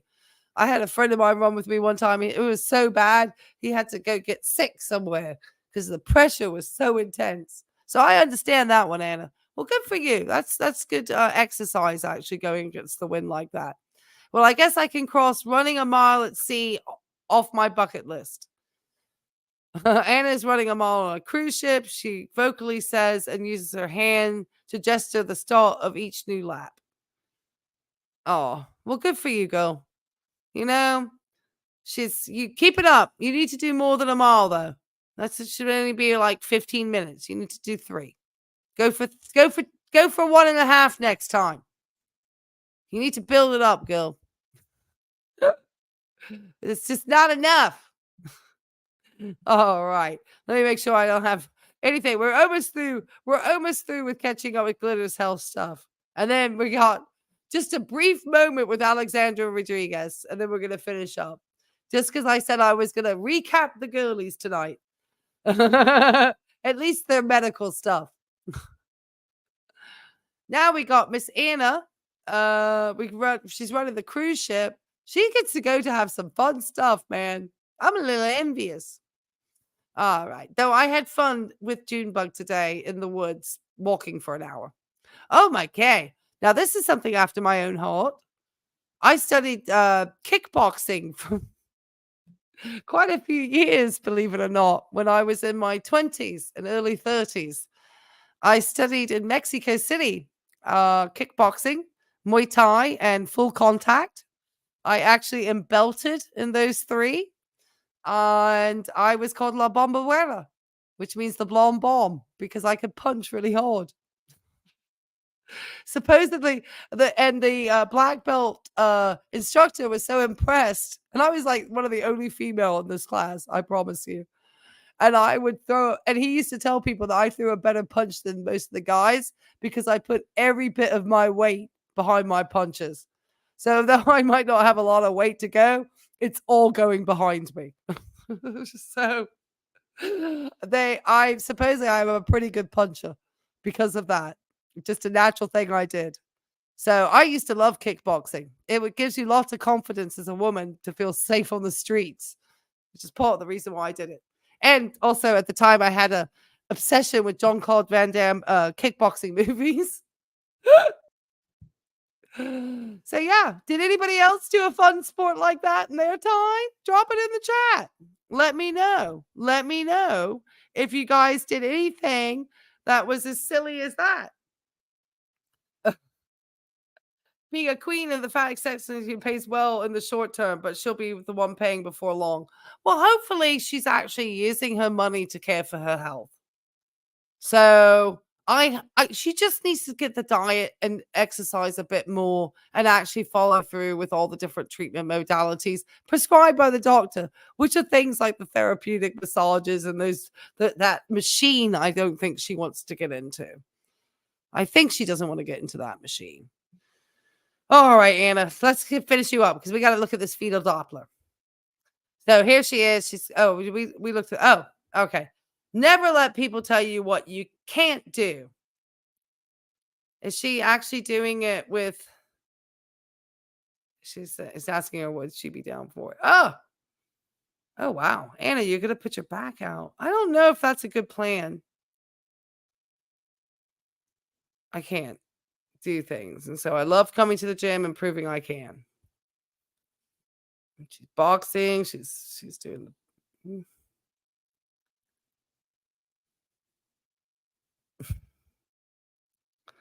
Well, if she could do that an hour for each of these sessions, then I think she would do much better. I don't know about her trying to put this heavy guy on her. I don't know if that's smart for her knees. And I have a boxing bag in my house, so I can understand why she likes that. Because I can't wait to get back on my boxing bag, my punching bag. All right, Anna, let's keep going because it's getting late. She goes underwater. So she says, underwater footage sometimes surprises you by showing you that you were standing right next to a shark without even knowing it. She got the stingrays. And there it is, a little shark over here. That's pretty funny. That's wild. It looks like a little sand shark almost, though. It's a little bitty shark. So that's Anna. She's out and about. This is a day ago, so she's somewhere fun. Getting in the water again, getting sunburnt, probably. Anna, careful with the sunscreen. You do tend to get burnt. So just caution, girl. Caution. All right. Finishing out with one last queen. It's Alexandra. This is not going to take long, guys. Thank you for hanging in. If you haven't had a chance to like the likes, my goodness, we're getting late. But we had one, and it was the most recent one. Okay. All right, let me stop her. Because I had everything set up exactly where I wanted these young ladies. All right, I'm sharing this tab instead. There we go. And here we have Miss Alexandra. And she's going to tell us about her latest home equipment. We're not watching all this vlog.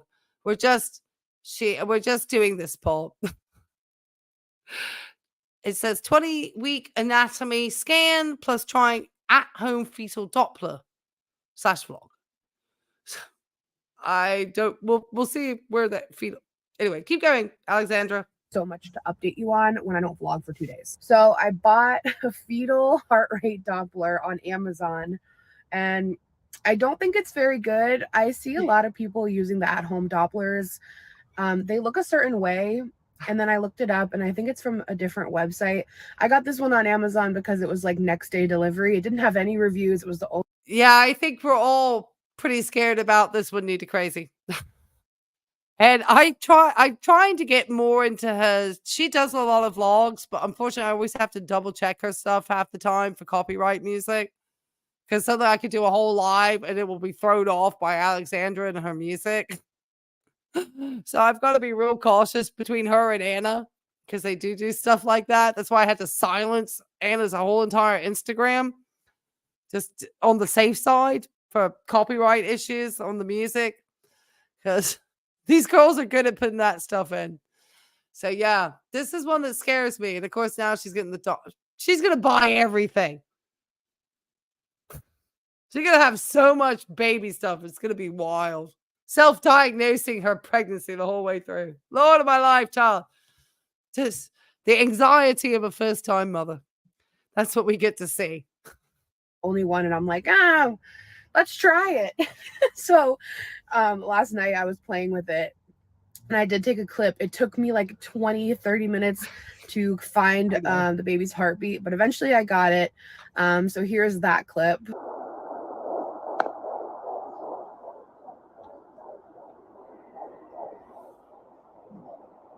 So that was really fun. That was really exciting. I took a couple days off too because I had a really scary moment a couple days ago. When I was walking the dog, I slipped in mud and I fell on my. Oh gosh. But the Doppler thing, I didn't see, hold on. The only thing I'm just wondering about that Doppler. Hold on. I didn't see any numbers on it. Hold on. Where's the Doppler gone? It's over here. Hold on. I'm going to go back to the Doppler because this is what I find interesting is that looks blank. Is there numbers there? All right. Maybe does it start out blank? Hold on. Because this is where my nurse mind goes. Like, I'm trying to look at numbers on the screen and not just hearing a sound because that could just be edited on. All right. Let me know if you guys see the numbers on the screen. So here's that clip. Okay, there it is. 48. Okay. Oh, then it comes off. That's what I mean. So that was really fun. That was really exciting. Is that 48 beats per minute? I'm guessing for the baby? You're just looking for the sound. Oh, is that all you're doing? Is just looking for the sound? Okay. Real or not, it's performative for content. Yes, absolutely. I was like looking for, I'm guessing if it's a fetal heart rate monitor, I guess, is it telling you like, see, I didn't do L&D. Well, I did a rotation, obviously, but I didn't work in it after my, rotation for school. I do remember it quite well. I'm thinking, is the 48, is that the beats per minute for the baby's fetal heart rate? Or is that a fetal heart rate, maybe 48? I'm now curious. I'm going to have to look more at what these Dopplers do. You're all be told me not to get one. I was about to say, new to crazy. When she said she couldn't find the heart first and all this, all I'm thinking is it's a panic device for expectant mothers.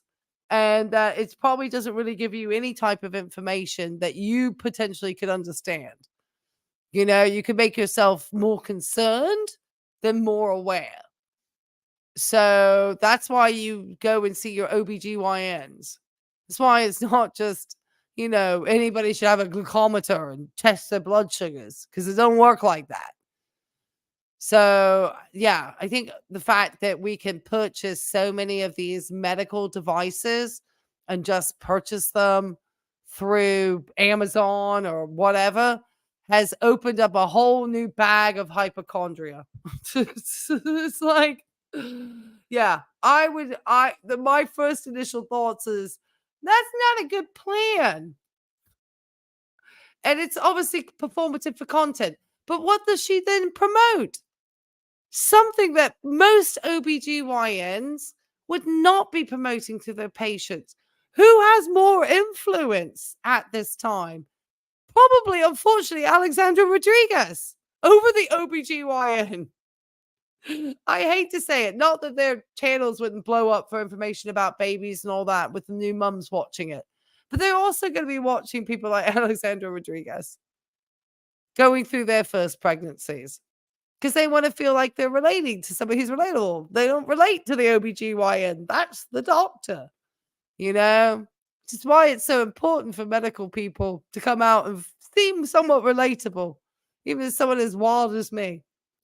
Who loves medicine and loves talking about medicine, you know, but it generally is concerned about people's health improving because I don't want to see sick people in the hospital. I want people to not have to come see me, to be honest. I'd rather be the community health nurse. And your doctor said, yeah, the at-home ones are useless because people can't read them or know how to use them. Exactly.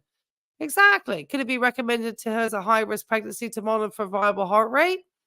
She would, I mean, that would be then ordered potentially by her doctor, could be covered by insurance, and then she would be trained to use it, which is, I don't think is what happened here. She just decided to purchase herself a fetal heart rate because she probably heard about it on TikTok or something. Who knows? But I doubt that was recommended by the OBGYN. I doubt that. If you were high risk like that, they would either be bringing her in more frequently or they would have her hospitalized. Because I've known people where their pregnancies have been high risk and they will be hospitalized for the end of the pregnancy. And it can be for 20 weeks or as long as they can hold it in. I've seen that happen. Yeah. The BMI is... Oh, yeah. Yeah, it's like you gotta make sure that your doctor's doing it. She says, I have a whole rant about the pregnancy period. I was very high-risk pregnancy and had a maternal fetal medicine doctor do a test of a fetal heart rate every week. Exactly. I promise you, if there's anything that they think is going on, they're gonna be watching you like a hawk. They're not gonna let that go. That's one thing I do remember because I had a patient who was a high-risk pregnancy patient when I did my L&D rotation.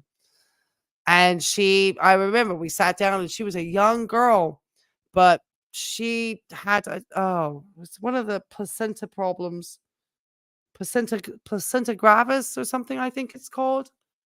Oh, I have to get back into my brain. But basically, yeah, she had, very high risk. And they will bring you into the hospital if they think that you're getting even close to being risky. They will monitor you like a hawk. Like I said, I knew somebody she had months in the hospital like that up to delivery because they wanted, and she was not delivered at that point. She was still pregnant. They wanted her to stay as long as possible pregnant. Is this her first child? I believe it is, Michelle.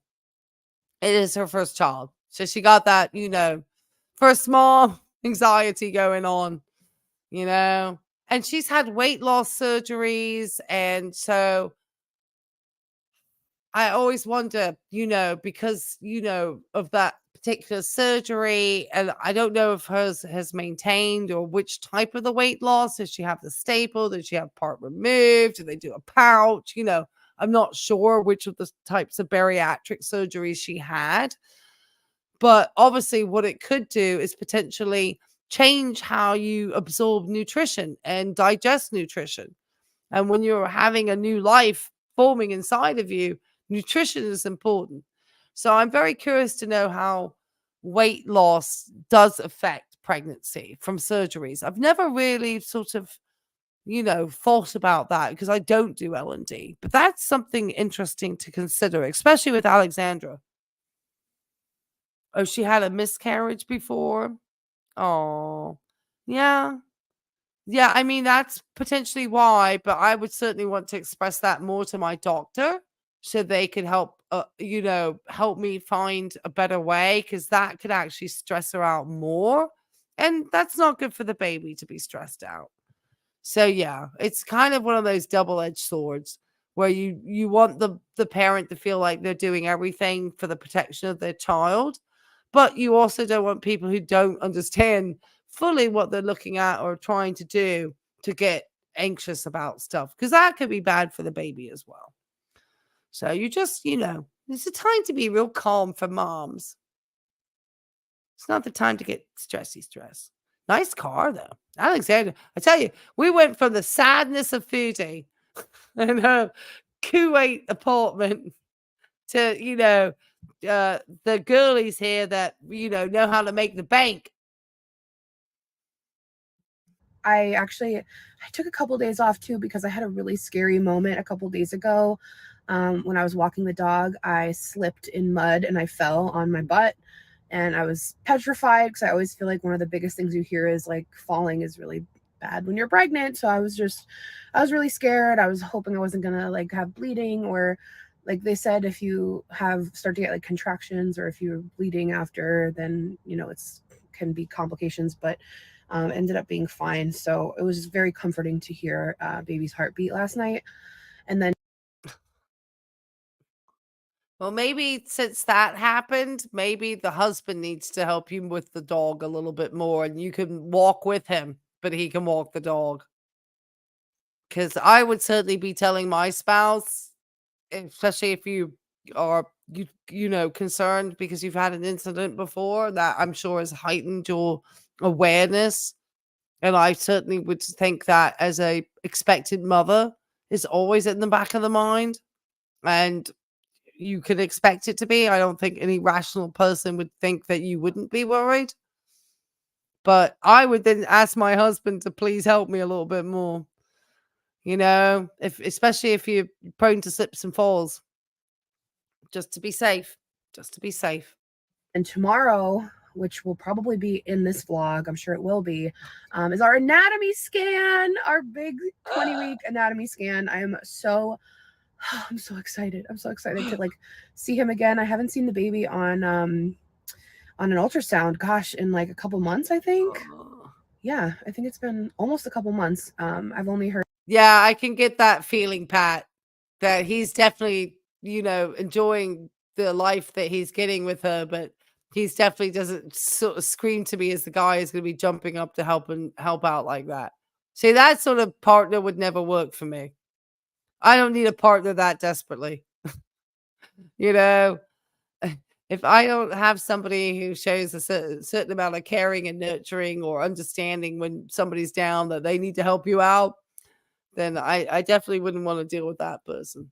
Oh, she's going to have a fun time with him as a dad. Okay. Well, I'm glad she's following up with her OBGYN.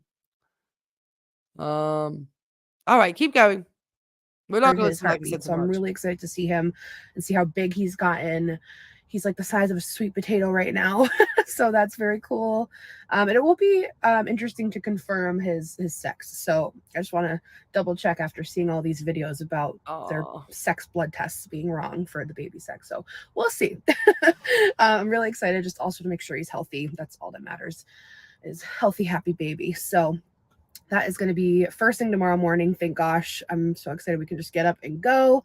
It's at a different office than our usual one. So yeah, Yara and I will be going to that, and hopefully I can take some footage. I don't know what they allow, so we'll see. So yeah, I'm kind of Googling right now, trying to find like just somewhere to grab lunch. I would love to sit outside just because it's so nice. Okay, we were actually close to one of our favorite spots that we never go to. That looks like the perfect place for an expectant mom to head out to the Crazy Burger. Oh, I always want to see what she orders. Let's see if she does a salad. It does have a juice bar and a cafe, so maybe it's got some. It looks cute. Too, because it's so far. Crazy Burger in, I think, Narragansett is where we are. This is so good, and they have really good fresh juice too. Oh my god, we were walking around. It's very high sugar. The back patio. I mean, don't get me wrong. I love some fresh squeezed juice, especially carrot juice. Don't get me wrong. I love carrot juice, but they're so high in sugar. Unfortunately, as much as I love them, I have to keep away from that stuff and just eat the real thing. Juice is good, but it's just too much sugar sometimes and none of the fiber. So, save that when you don't feel well and you're limited to juice. Otherwise, this is a blood sugar spiker. Unfortunately, a lot of those things. That's why smoothies are good often, because you're putting the whole vegetable, hopefully the whole fruit, the apple, the skin, everything. You just throw it in there and mix it all up, and you're getting the fiber, and you're getting it in a very easy to digest way. But often then you do need to still be careful with the amount of fruit going into those smoothies, because it could be more than you may need to have. So just always caution. This really, really nice couple with their baby yelled down to us and said they watch our videos. So if that was you, hi, I didn't get your name, but you guys were so nice and you made our day. We have the outdoor patio to ourselves. We're going up the hierarchy of girlies, and so we've got the husband. We got more sugar babies, and we have Alexandra Rodriguez, who is pregnant and has a home fetal Doppler, which we hope her OBGYN has cleared with her for. Look how cute. We've never sat back here before. This is so cute. Yeah, I know. I've never. Such a vibe. And the sun feels really good. What are you doing? I don't know. Turkey burger? My eyes are not adjusted to the sun. Poor girl paid for her own beautiful engagement ring that Alexandra paid and chose herself, that this guy then pretended to give her. I'm sorry. There's just too many of these types of guys who attach themselves to influencer girls, and you're just like, you're always curious what the ulterior motive is at the end of the day. I just don't trust people, I guess. Oh, do you want my sunnies? No, it's fine. You sure? If you come here, apple strawberry juice It's really fresh. is It's so insane. That is so good. good. Oh. I think it's some sort of mustard. that's a good- Oh no, it said it was like a curry sauce for yours. But I think these are homemade pickles. They're so good. All right, what's the sauce? What's the It's like verdict? a curry thing. Yeah, it's good. You like it? Oh my god. You have to try these pickles. They're What homemade. has she got? Do you like pickles? Not like me. Okay, what is she They're like eating? almost No, still a I- cucumber. No, I Love think it. she actually has a burger. because he gets to eat my leftovers. Okay, so she have a burger? I mean, is that part of like a pregnancy diet? I guess I'm sure you still need to watch your diet somewhat. I mean, I know there's cravings and stuff. I've never been pregnant. So never had a kid. So I'm sorry. I sound ignorant to it sometimes. So but I know that, you have cravings, but I worked with a pregnant colleague recently, and she was a exercise physiologist, and I think she did have maybe a gluten intolerance, but she was so specific about her diet, like very specific about what she ate. I was surprised how little it seemed like she was eating even at lunchtime for somebody who was expectant, but she had her meals planned, and she certainly looked a very healthy weight, and was very active right up to the end of her pregnancy. So yeah. Sandra said, oh, the candle. That's awesome, Sandra. Yeah, I can see Foodie ranting about Alex and her $50 3-wick candle. Look, none of these girls spend their money on anything reasonable. I'm sure, on the other hand, Alexandra could have laughed at Foodie's immense waste of money on party favors, Colombian dancing dust, and gummies.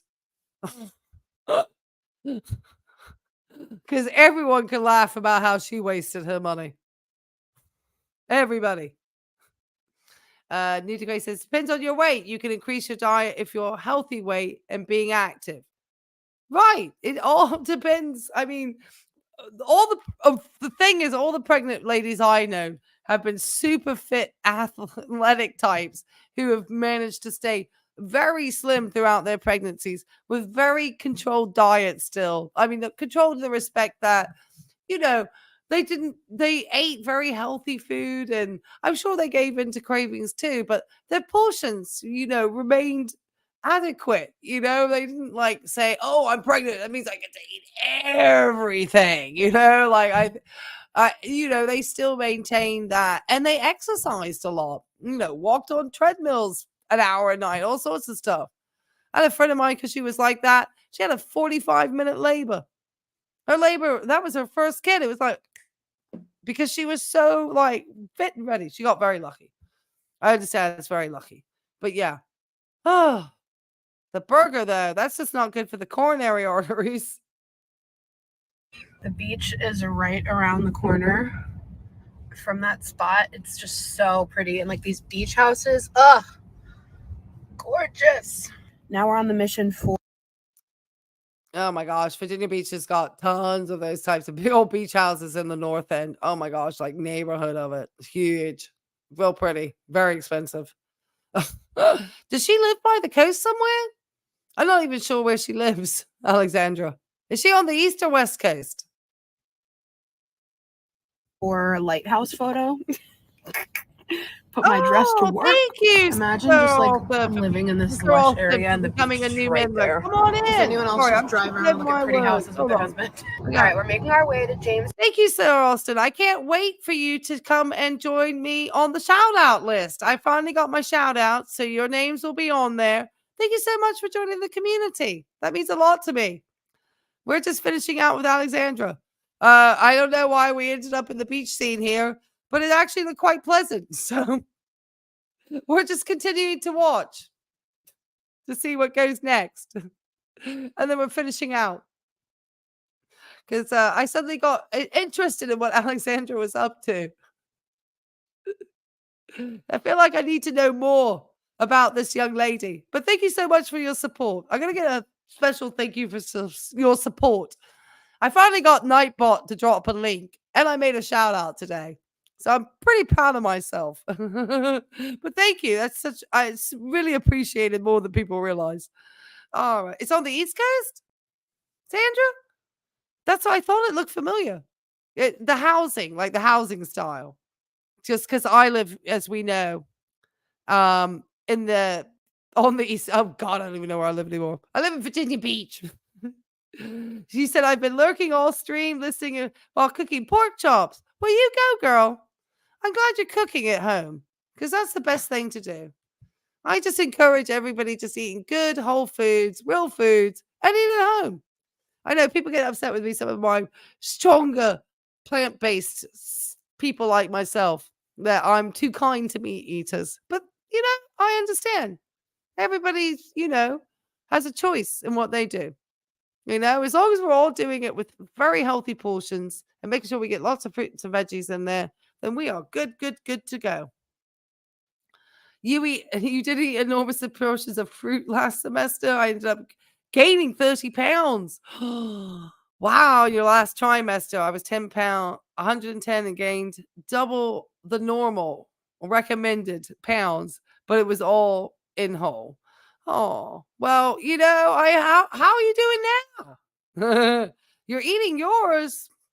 Well, good for you. I have my fruit.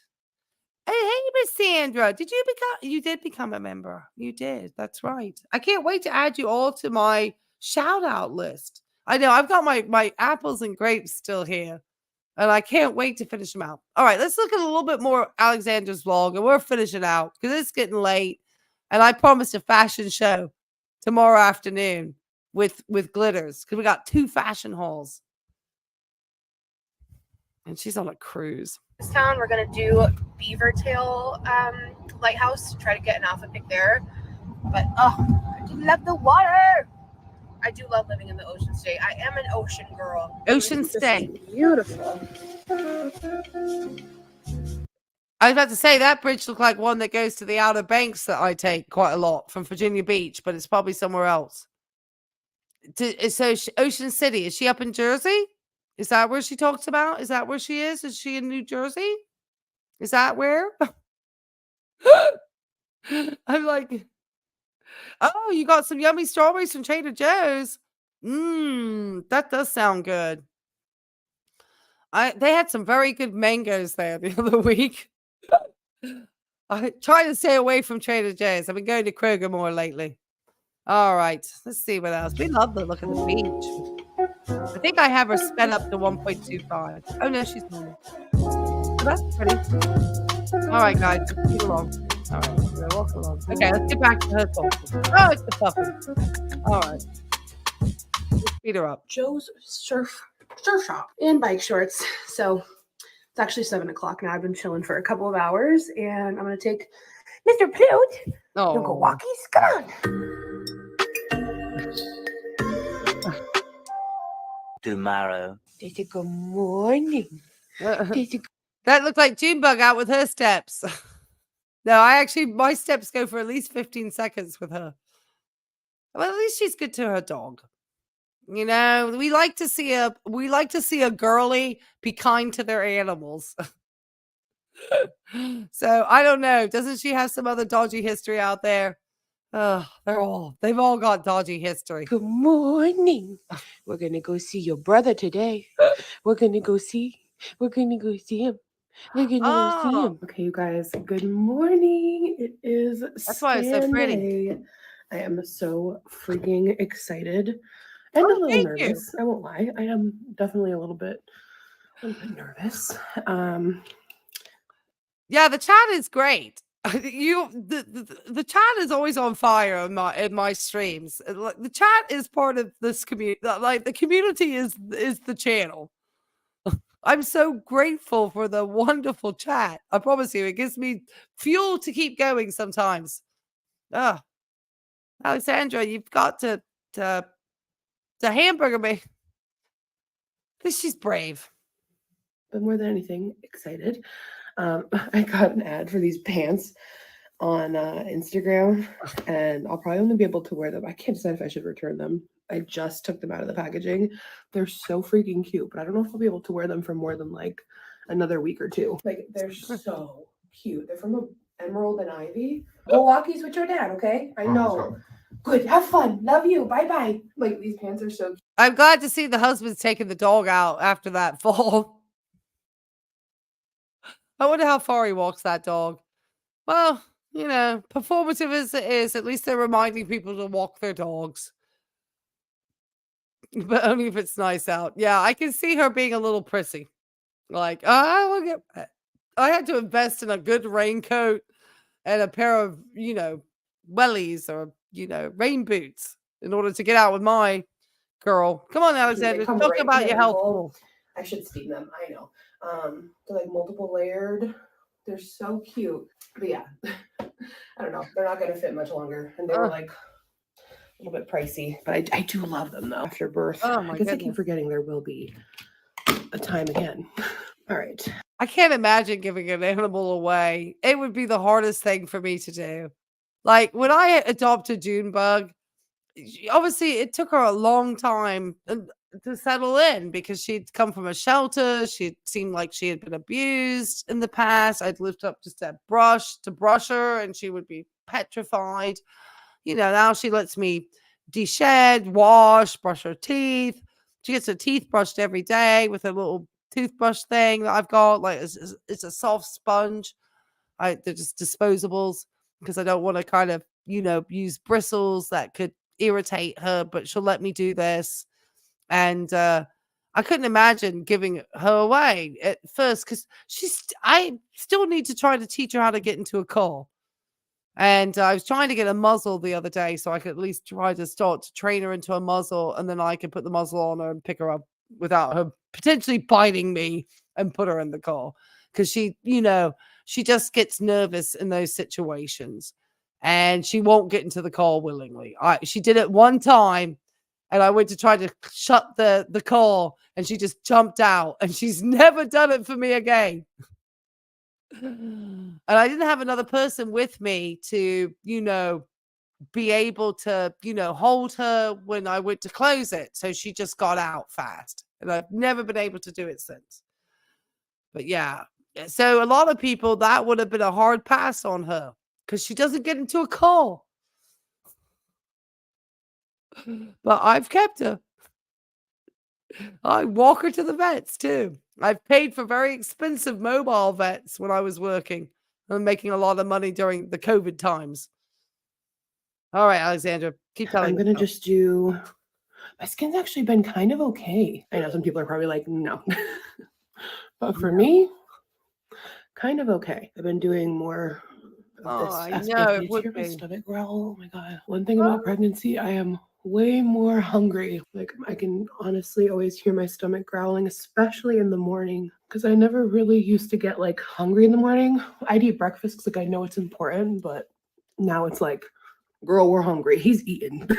He's eating a lot in there. And like gastric bypass with pregnancy, like still getting full really fast. And I feel like the more he's growing, also the more quickly I'm getting full. Like I feel like it's like already pushing on my stomach. So I'm just kind of eating small amounts more frequently just because I'm constantly getting more hungry. If you guys have not bought this yet for summer, oh, like it's so pretty and it takes like 2 seconds to throw on. And like you just saw, you can layer it, you can mix, you can literally. I told you she's gonna come out with some wild tonight.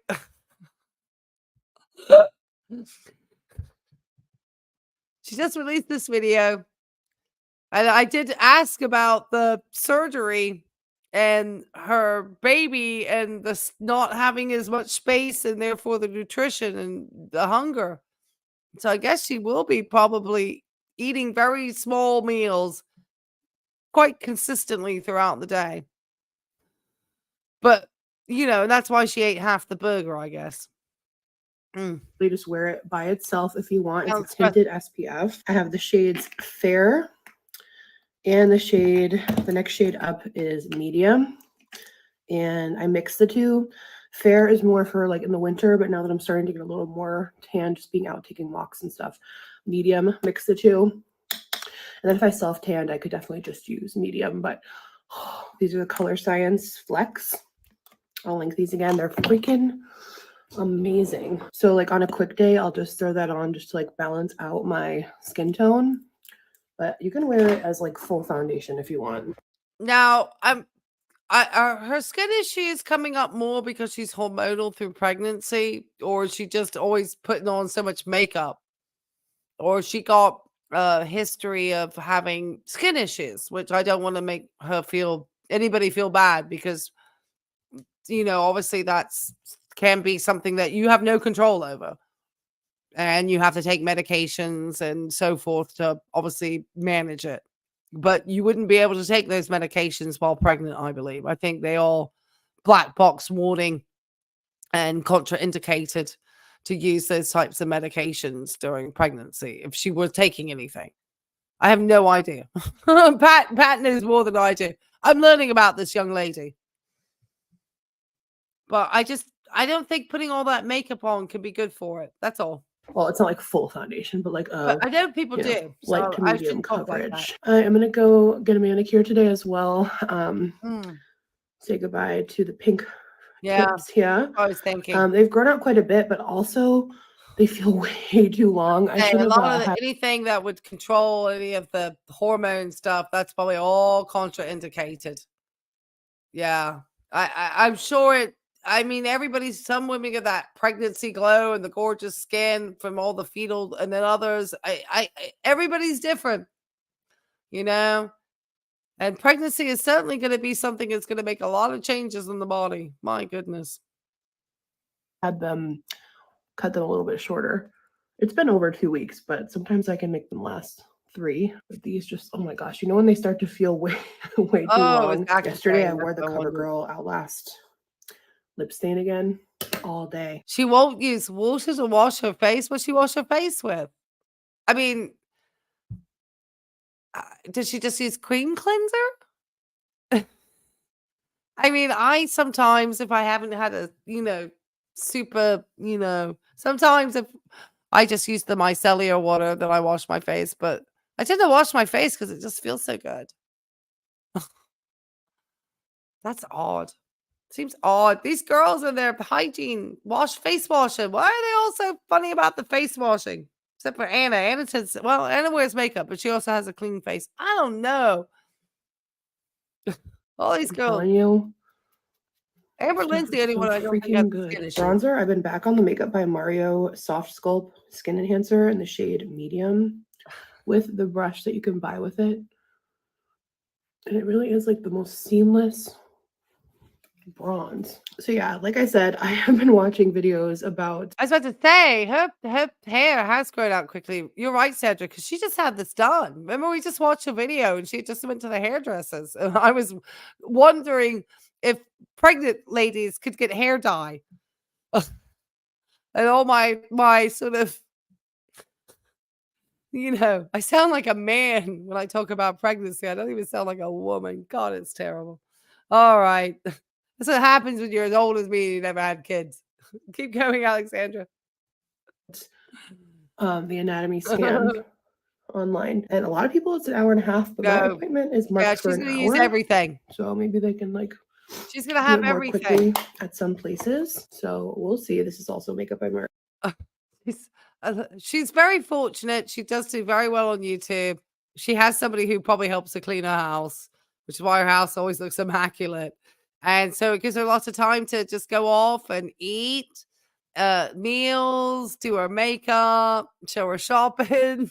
She's got a very big audience. Now she's pregnant. So, I see this is what Foodie just did not do with her channel. I think she probably wanted to go into these directions, but then she doesn't have that. These girls have got a little bit more together. Foodie is definitely the messiest of them all. There we go. Perfect pink cream blush. It's gonna be cloudy. And Brooke A said Amberlynn Reed has a new health video out, so I guess we'll check up on that. Not today, but another time maybe. Just because I can only take about 1 minute of Amberlynn. Today, it says it's gonna be cloudy. Okay, you want to know what the weather lately has said? It's gonna be cloudy all the time, and then it's just like partly cloudy, and it's great. So as long as it's kind of warm, that's fine. I have to set my under eyes or I will be creased up, cheeked up, and creased up. Taking some of the Huda Beauty Cherry Blossom powder. I'm just going to do a light set just so my makeup will kind of last. Sometimes I won't even set this. I'll just let it look very shiny and fresh. I'm probably going to do my hair the same way I've been doing it every day lately. Makeup, girl. Let's see something more interesting. Let's see if she got style. Putting it up in a bun. This. Oh, and then I got a new pair of sunnies from Soho. These are so cheap. Oh my goodness. I've bought Soho sunglasses for so long, but these are like buying stuff. The Prada look that's really popular. All right, now. No, not Prada. I think Celine. I don't know. You guys, let's see if anything. I'm obsessed. These are the summer sunnies, and they've got the nose pads. Look at, they don't hit my cheeks. They don't hit my cheeks. Thank you, God. So yeah, I'm gonna link these. These are so dang cute. Oh my God, we're both excited and nervous and just so ready to get there. And we're gonna hit so much rush hour traffic. I don't know why I made this appointment for 9 a.m. I think I was just excited. It's like morning. As early as you got, we'll be there. I'm so excited. I'm like, oh my gosh, Sandra, that's so awesome. Yeah, they're having a full-on troll battle war as to who can have the most health issues. I'm sorry, Amberlynn. I don't know how much I can address yours. You just don't resonate with my audience. I don't know if I could be your community nurse too. We're having way more fun with Alexandra and her wildness over here. She got way more exciting vlogs.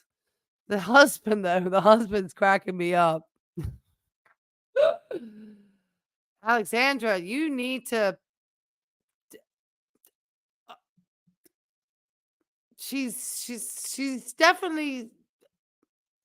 I don't even know what to say. Losing my mind. Okay, you guys, we just got home. The scan went really, really well.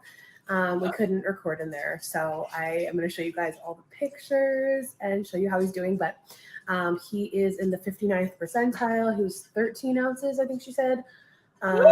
They were able to get 90% of the pictures they needed, but he's a mover. He's a mover and a half. And Amberlynn was waddling at a TJ Maxx. Oh gosh, touching everything, of course. Oh, well, we'll follow up with her. I'll have to take a look at the thing with the TJ. She's just the girly pop and the way she talks. It's like, oh, girl, please, you're in your 30s. Alexandra, you need to do some upper arm workout. And we have to go back in 3 weeks to get Good for more carrying the pictures. baby. But everything they got, muscles that's ready. turkey bacon on the oven, by the way, if you hear it. All the pictures that they got to see were perfect. So he's doing great. And it was just, I could have laid there forever and just watched forever. Also, our ultrasound tech followed us, which was so cool. So if you're watching, loved you. You were amazing. Okay, so do you guys want to see how he looks? You want to see pictures of Well, see, I'm like Alexandra because I got my hairdresser to follow me and a couple of girls at the pet store. And my neighbors. I must be an influencer. Look at the puppy, it's adorable. Oh, I hope she doesn't get rid of the puppy for the baby. Oh my God, please don't do that to the puppy. That'd be so unfair. Oh, I have a fear now after what you said, Pat, that she's just going to chuck the dog for the baby. Oh, the puppy's. I'll take the puppy. I'll take him. your brother. You want to see your brother? Okay, so look how freaking cute. He had his mouth open. So she was like, he's saying hi. So they wrote that on there, and I thought it was like so dang cute. I thought that was really cute, like his little leg and his little foot. And then here's his other little foot, both of his feet together. And we did get confirmation the sex is a boy. All right, I also just had a piece of avocado toast, and look, the lips are still. I'm surprised she didn't have a big old gender reveal party.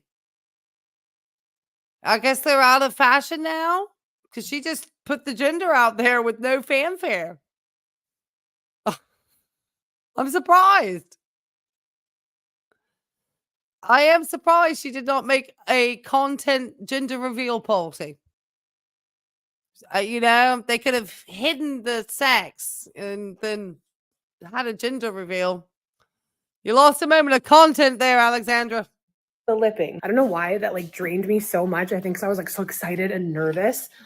But I do want to go get my nails done. But now I'm just like, I'm like relieved, relaxed. And honestly, I'm not mad we have to go back again in 3 weeks because that just means we get to see him again. We have an appointment with our other, that was like a different doctor for like the anatomy scan. We're gonna go see our regular one tomorrow. To go over the scans and stuff and just have our normal appointment, our normal monthly appointment now. So I think I'm gonna do red. I'm feeling red. So let's go see what we choose.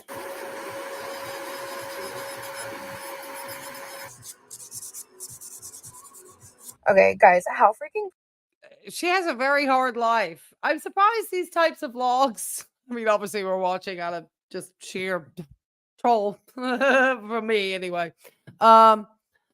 Just like watching other people go get their nails done and have all riding their Teslas and all this stuff, knowing it's all due to being an influencer. I just always wonder.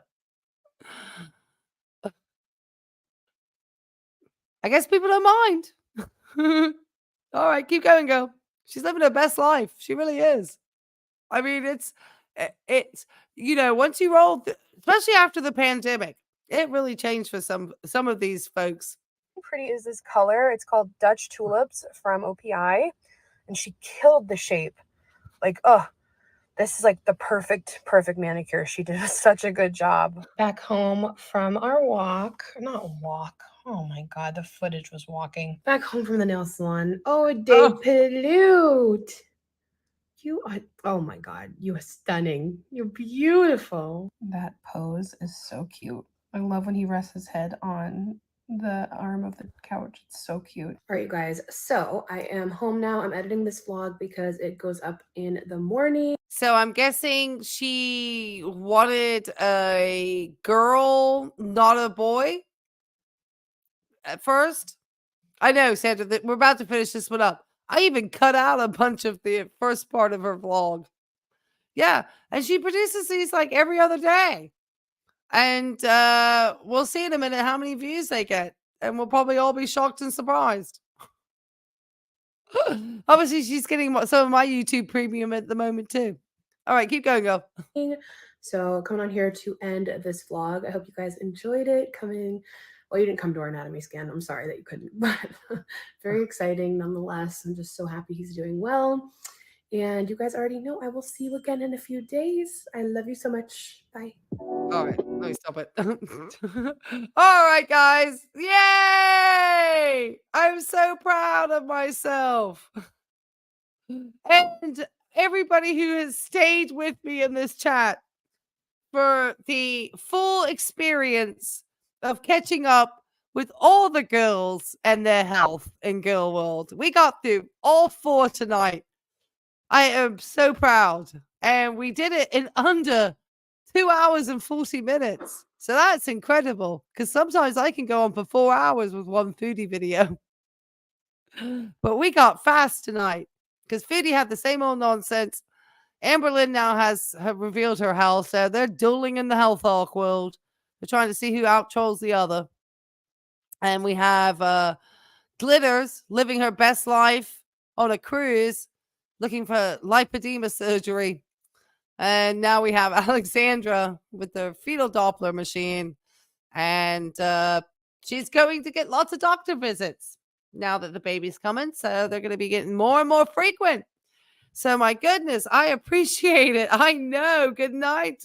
Good night. Thank you, Pat Ray.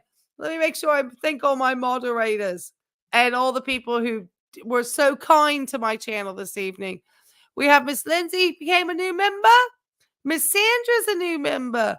Sir Austin Lurkin, cooking pork chops, but became a member. We certainly appreciate it. And all of you will be added to the shout out. So I can't wait to add your names. Thank you so much. It really is appreciated. And of course, New to Crazy for such a generous super chat. I really do appreciate it. You don't know how much that means. I'm so glad that everyone loves the content and the chat. I certainly enjoy doing it. I'm glad I got Nightbot to work for once. And of course, my wonderful moderators. I have Miss Pat Ray, Miss Angela Glass. I know Brooke A was here. I know Bella stopped in real quick because she's been busy. Nightbot even got working tonight. I hadn't seen Nightbot in a long time. When I first started my channel, everything was Nightbot literally killed off an audience one night because I had set him up and I didn't realize, exactly all the Nightbot does not come with easy instructions. You literally have to go and look how to find out how to use this thing, especially if you're not a computer savvy person for Nightbot like me. I'm not a Twitch streamer or any of that stuff. So yeah. But yeah, it worked. So I finally got that up there. But if you did like this, make sure you hit the likes before you get out. Who else am I missing as my mods tonight? I know I'm hoping I got everybody who came and moderated because Rosebud was probably asleep already because it was late in the UK. So yeah, I think I got all my mods. If I didn't, I appreciate all of you. The fact that you come here.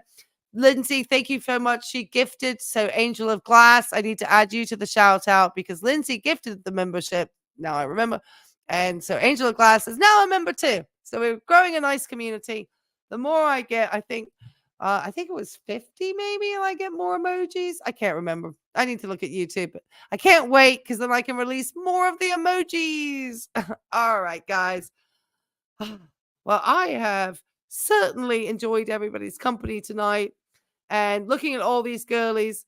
Oh, thank you, Angel of Glass. I really appreciate that. Oh, I need to hear that. Yeah, it was a great stream. I felt like we covered a lot of bases tonight. And I ended up getting really salty about Foodie's health as always, explaining her stroke risk. So I apologize for that because she made me very serious tonight because it's just wild. She don't understand. All right, guys. I look forward to doing the fashion show tomorrow. I need to get to sleep so I can get that all planned. I need to try to make a thumbnail for this live stream as well. All right, guys. I'm going to play out my music. I certainly do appreciate it. All right. We'll catch you on the next one. Bye.